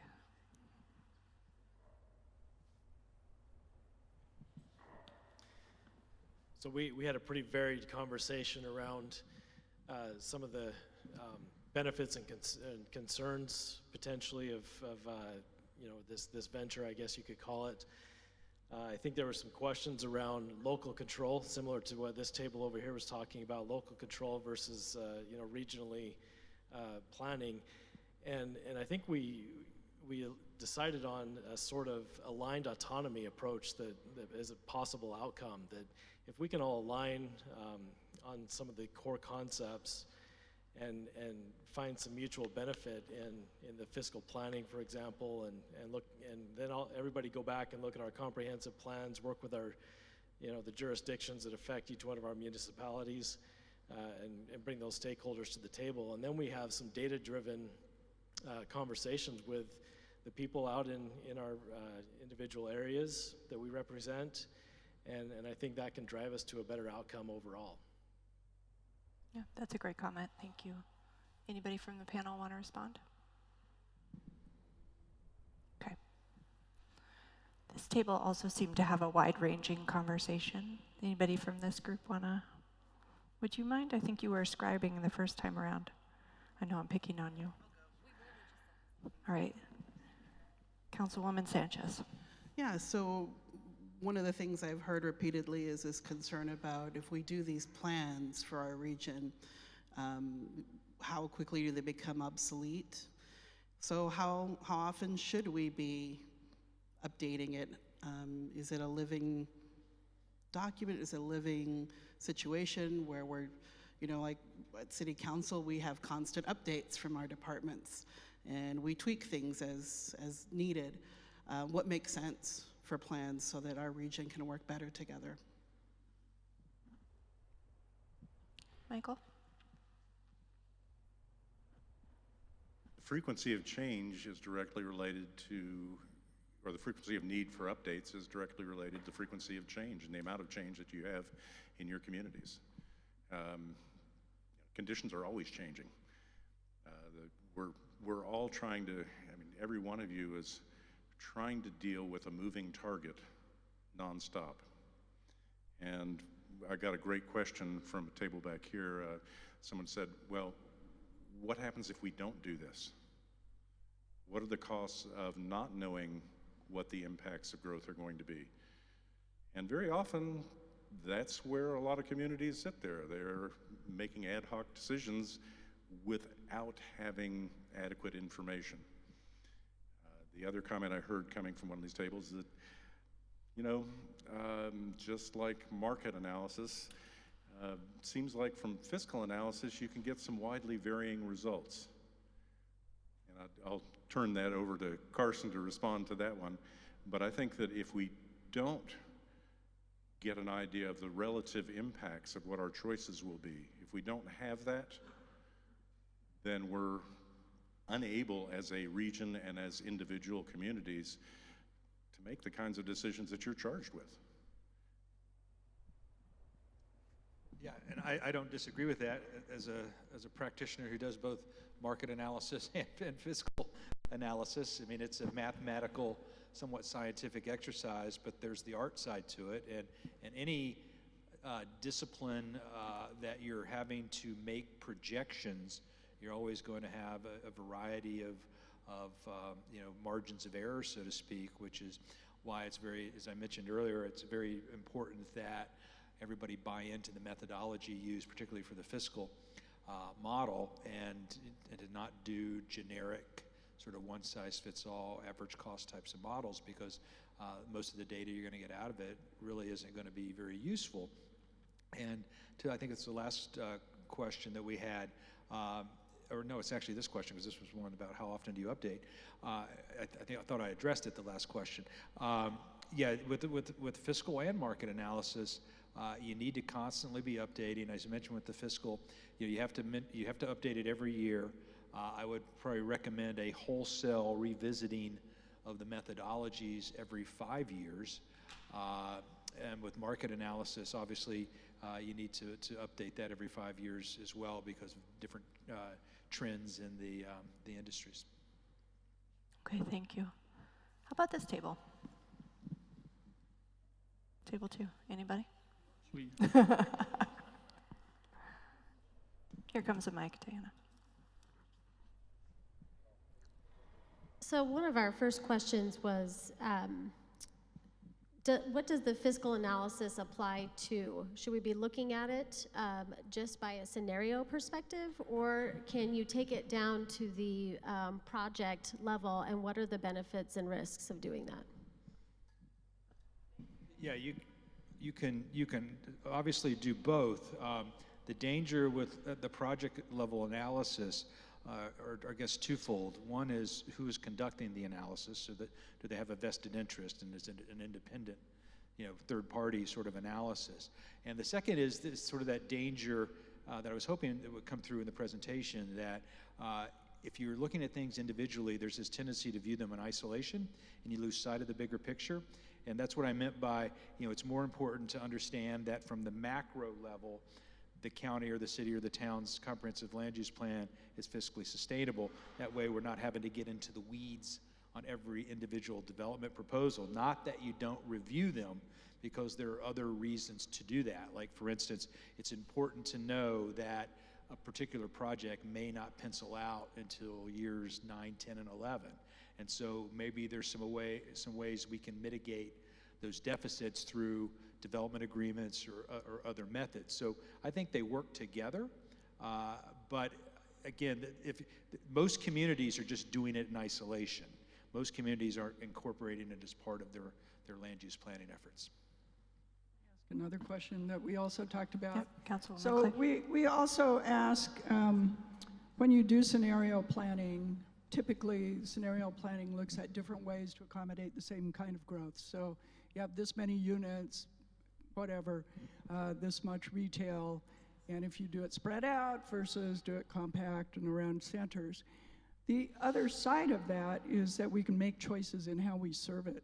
So what if we make a conscious choice to spend a lot more on transit and less on roadways? What if we make a conscious choice to spend less on big school sites and have more, but much smaller, more walkable school sites, those kinds of things. So how would you approach that? And then the last part of that is how, if you get that deep, do you get any of the externalities, and how do you actually talk to people about it so that they understand it well?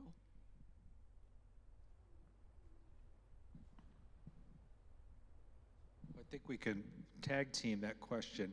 And I think your points are indicative of why you need to constantly update the model, because really what I heard you saying is that we may start off with the model and sort of the status quo about how we do things.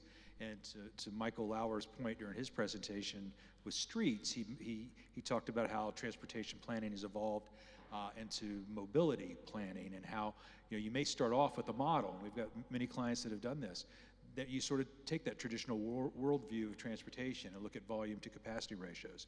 But as things evolve, you start to look at things like travel times, other types of measurements.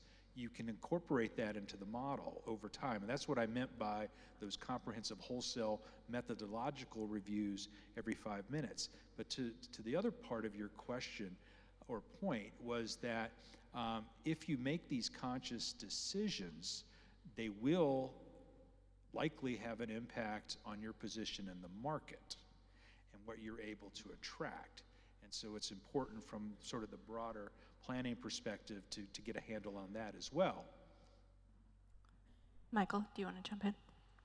I was just going to add that that's really part of the scenarios process that's often given short shrift, that we will look at development patterns and look at that demand side, and frequently focusing mostly on housing, because too many communities don't really get into the non-residential demand side of things. They just, those become colors on the map rather than actual demand. So people are looking at that residential demand side, but not talking about what are our service alternatives. And I think that's the question you're getting to, that the scenarios process can do that. When you're looking at your model, how does it behave differently if we introduce different transportation alternatives, for instance? And I think that's a great use of that process. And that's really where I think fiscal analysis does such a wonderful job of tying in with the adequate public facilities requirements, because you have ultimately a model of the type or the level of service that you're going to have that provides a variety of inputs for the fiscal impact analysis. And I would just have one thing to add to that, because this question came up actually in a project interview last week, where one of the staff persons thought that the fiscal model would be predictive and predict the absorption for them. It doesn't work that way. The reason we do scenarios in the model is because most communities aren't doing the market work. So you're telling the model what the growth is, but you can also reflect that growth, or have the growth reflect changes in the market that are occurring. It's just going to tell you that if we move from that traditional volume to capacity function for transportation cost in Model 1, as we update it in Model 2, it's going to just tell you the cost based on that behavior that you're entering into the model. All right, we have time for one last question or comment on fiscal impact analysis specifically. We had one here. Yep. Thank you. It's a little bit of a follow-up of a few of the questions here. I recognize, I look around the audience, most, and I don't know all of you, but many of you work for the government, either elected or by employee.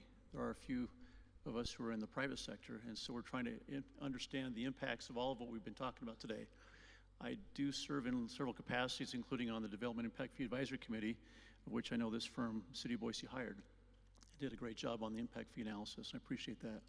So as I'm thinking through the risks of the implementation, and I'm thinking from the private sector's perspective, I hear adequate public facilities, I hear slow down growth, I hear limitations, I hear moratorium, I hear all different possibilities, of which are real. I actually know several instances where there are developments who are on pause right now, waiting for outcomes of the election today, for example, because elections are real. My question specifically, and it might be over to this direction here, but are there some additional risks that are a part of this analysis, for example, on affordable housing? Today we're talking about more regulation or more slowdown in the process potentially, and that's a concern on our end as far as trying to provide workforce for affordable housing.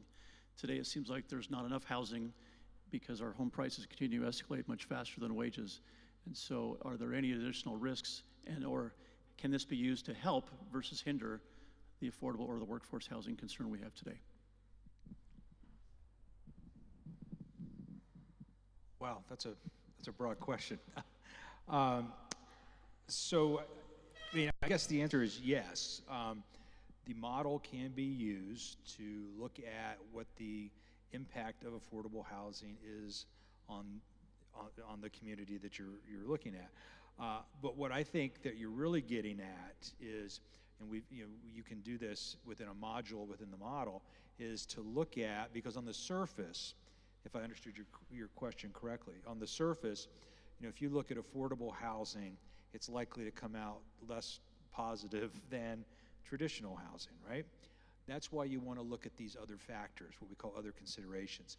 And a lot of times communities build into the model the economic side of things so that you can present as part of the staff report, here are the fiscal impacts. Let's just say, let's just make up numbers. Let's say there's a $500,000 deficit associated with this affordable housing project. You want to be able to back that up with other considerations, like, for instance, the obvious ones, you're satisfying certain goals in the comprehensive plan about equity and affordable housing and inclusion, and that sort of thing. But you also want to talk about, well, here's the economic benefits of this to make the case that you're more than offsetting the fiscal with all of these other externalities. I was going to give a shorter answer. Sure. You asked if it could help or hinder. The answer is yes and yes. It can do both. It depends on how it's done. I think starting off, and this is particularly with adequate public facilities, it has been used as a blunt club in a lot of places and it hasn't really considered the broader community needs and what we're going to value and why we're going to have to make adjustments in the process to get the kind of development that we need to have. Same thing for fiscal, as Carson said, that an affordable housing project probably isn't going to be a big moneymaker, but the absence of it may trigger some significant costs that if you don't do good fiscal analysis, you won't catch. Okay, last question. I just wanted to ask, does the model look at just the local fiscal impact and economic analysis, or does it look at the impact of generated jobs and what that might have for personal income tax or corporate tax that may impact other taxing districts rather than just the cities or counties? The short answer is yes. I mean, each model is developed from scratch, so it's not like it's a canned model. So yes, if you wanted to have an economic impact component, the sky's the limit, so to speak, in terms of where you cut off the line. As I mentioned earlier, a lot of these economic impacts can be regional, depending on the size of the project. It may even have statewide economic impacts. It's just a matter of where you want to cut off the line in terms of looking at, well, what's the spin-off to the state in terms of this, to the a regional agency in terms of that, they've got a tax rate, et cetera, versus the locals. So it can be done. It's fairly simple. Okay, we're going to move into our last breakout session, and this one has to do with the list of tools that Michael actually put up during his presentation. So we're going to get that put back up on the screen in a moment. And I'd like the tables to consider which of these tools might be appropriate or considered for use in Ada County, and whether or not you might have any concerns about those tools. So we'll get that slide put back up here in just a second, and we'll turn things back over to you.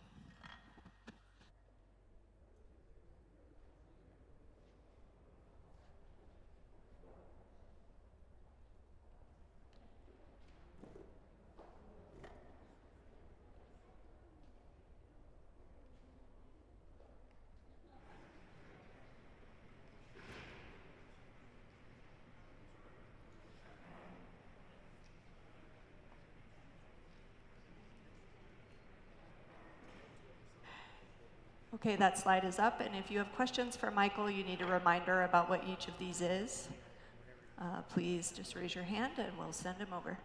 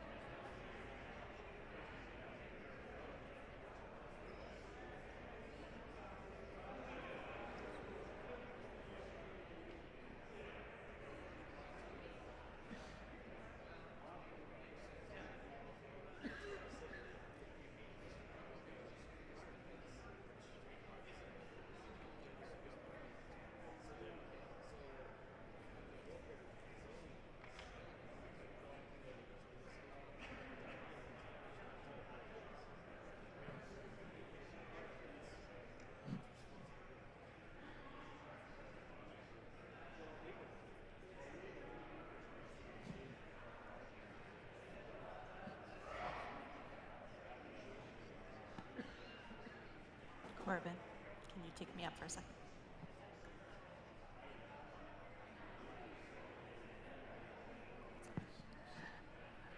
All right, 2 more minutes.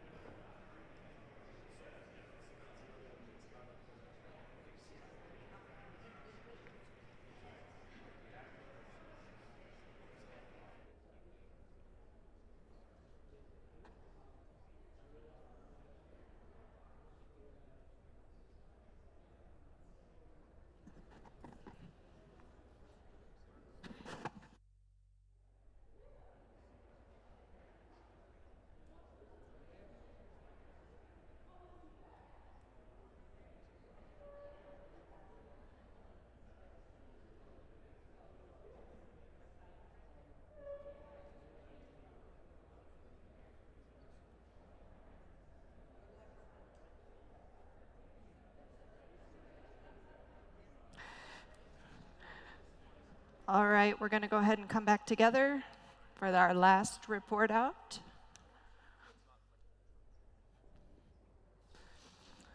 Okay, comments or questions about the list of tools that Michael put up? And just before I forget, Ada County will make the slides from the presentations today available on their website. So you can look for that if you want to return to those. Comments or questions about the tools in the toolbox when it comes to the timing and management of growth? I saw one pad for a while just had the words Dillon's Rule written on them. Is this table? You want to talk about that a little bit? Mike, right here.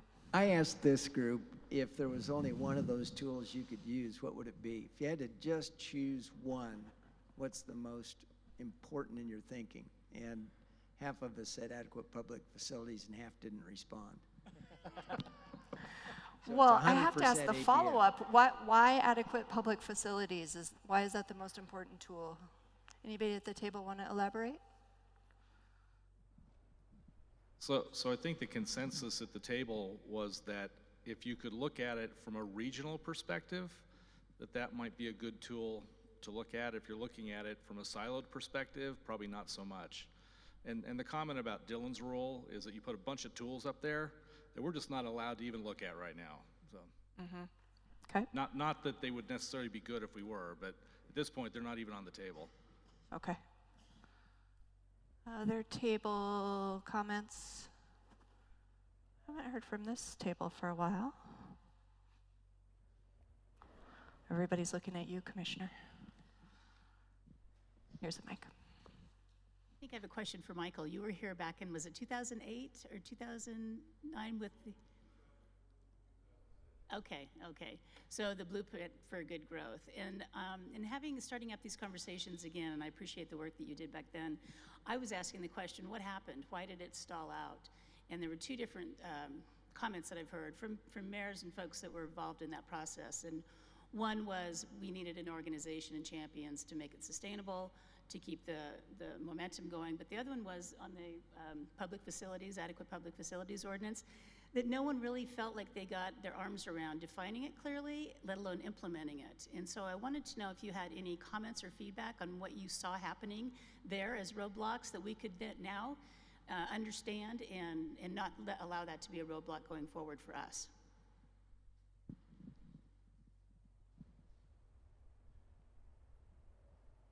In addition to the authority issues that you brought up, one of the critical things, and I tried to make that point in my last slide, is to make sure that you have time for everybody to work through the process, to understand what the implications are. Because it's, if I'm from the private sector, it's pretty scary. Even from the public sector, it can be pretty scary. And there are so many ways, as I said, that some communities have screwed up adequate public facilities and gotten the kinds of results that they were trying to avoid. So I can't really speak for why things stopped. I know one thing happened, my contract ran out, and so I was not coming here anymore. I won't connect that to the reason for it stopping, but I think it is important that you make a commitment to allocate the time and the resources to get everybody on the same page, to understand what are we trying to address and what are the outcomes we're trying to get. And that's I think that ties in with Compass's scenarios process that's going on right now. Having that link there is good timing. I think starting to look at getting a better model or set of models for fiscal impact, that really helps. But the last thing that was having the champions there, that's critical too. Other comments, questions? Yes. So I think similar to this table here, we had some discussion around these tools that were put up there. The only one that is currently allowed by state law is impact fees. And even going to an APF, local municipalities don't have the authority to create laws and ordinances to enable something like that. That would have to happen at the state level. Another thing that we noted was missing from the list is local option taxes. Also prohibited by state law, but that would be a tool that would help us fund some of these things. When it comes to a regional APF versus a local, or maybe in any, regional versus local, I think is the right comparison. I'm elected to represent the people of Star, and if we go into a regional APF, for example, that then starts to make decisions for Star, for these and other local municipalities, these decisions then are separated from the people and the representatives that were elected for those people. And so I think there's a challenge there that needs to be considered and protected because there's not a chance that I'm going to participate in something that will delegate my authority and my representation outside of that. So. Comments from panelists? Yeah, okay. All right, we are almost done, but would you like to hear a quick analysis of the very first exercise we did, of the words that the table largely grouped into two categories? One having to do with transportation, including congestion and traffic, and the other, the word opportunity, appears on almost every one of these lists. I think that's interesting. So with that, I'm going to turn things over to Commissioner Laciando, who's going to make some final comments. Thank you so much for being here and for participating.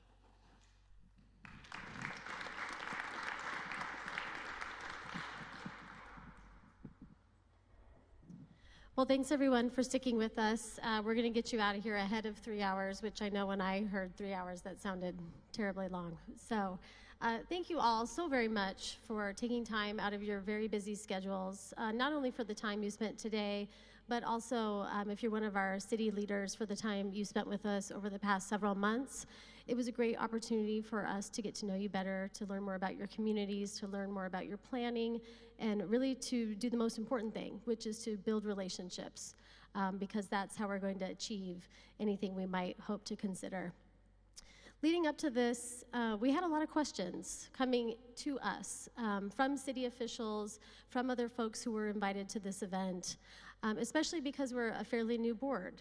Commissioner Visser has 2 years in, Commissioner Kenyon and I are about 10 months in.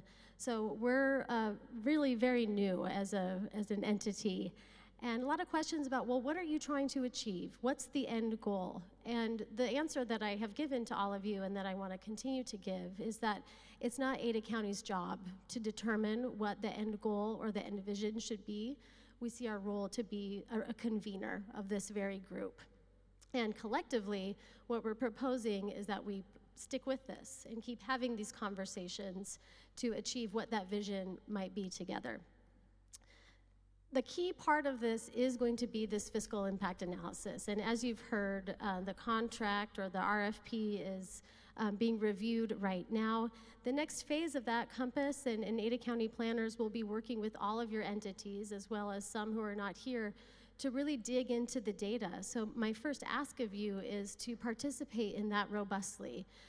As you heard from Carson, it's garbage in, garbage out. So if we're going to have some kind of realistic, informative picture of what our current growth planning and scenario planning looks like for all of us, we need to have that robust data. So I just would actively ask you to be a part of that process and open up your staff to engage in that. The next thing is, again, we don't know what the next step is. We're not here to tell you what it should be, but we plan on having some conversations with you after this, perhaps in some small groups, perhaps through phone calls, to understand what is the collaborative framework, the term Mitra used, that would help carry this conversation forward. What would be meaningful to you in terms of participating in this going forward? So again, I'm not here to tell you that the next meeting is going to be on this date and then we're going to make that decision. We're going to be asking you and getting a feel for what you think will work best. And again, to the council member's point over here, what's the level of comfort that you need from your jurisdiction to feel good about participating in this process for your community? And then the last piece, and it really touches on something that we heard at our table.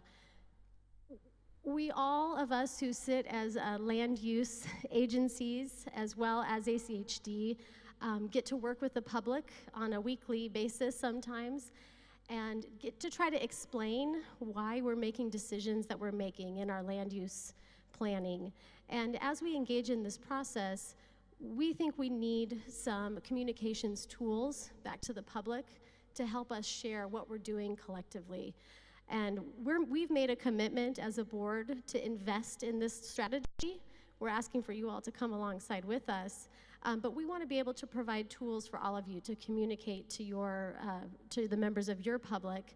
And I'd also ask that if there are groups who you think need to hear this message, or perhaps more of a 101 version of this message on what fiscal impact is, what the community is trying to do as a collective, we'd ask for you to tell us so that we can perhaps get out on a road show while this fiscal impact analysis is happening.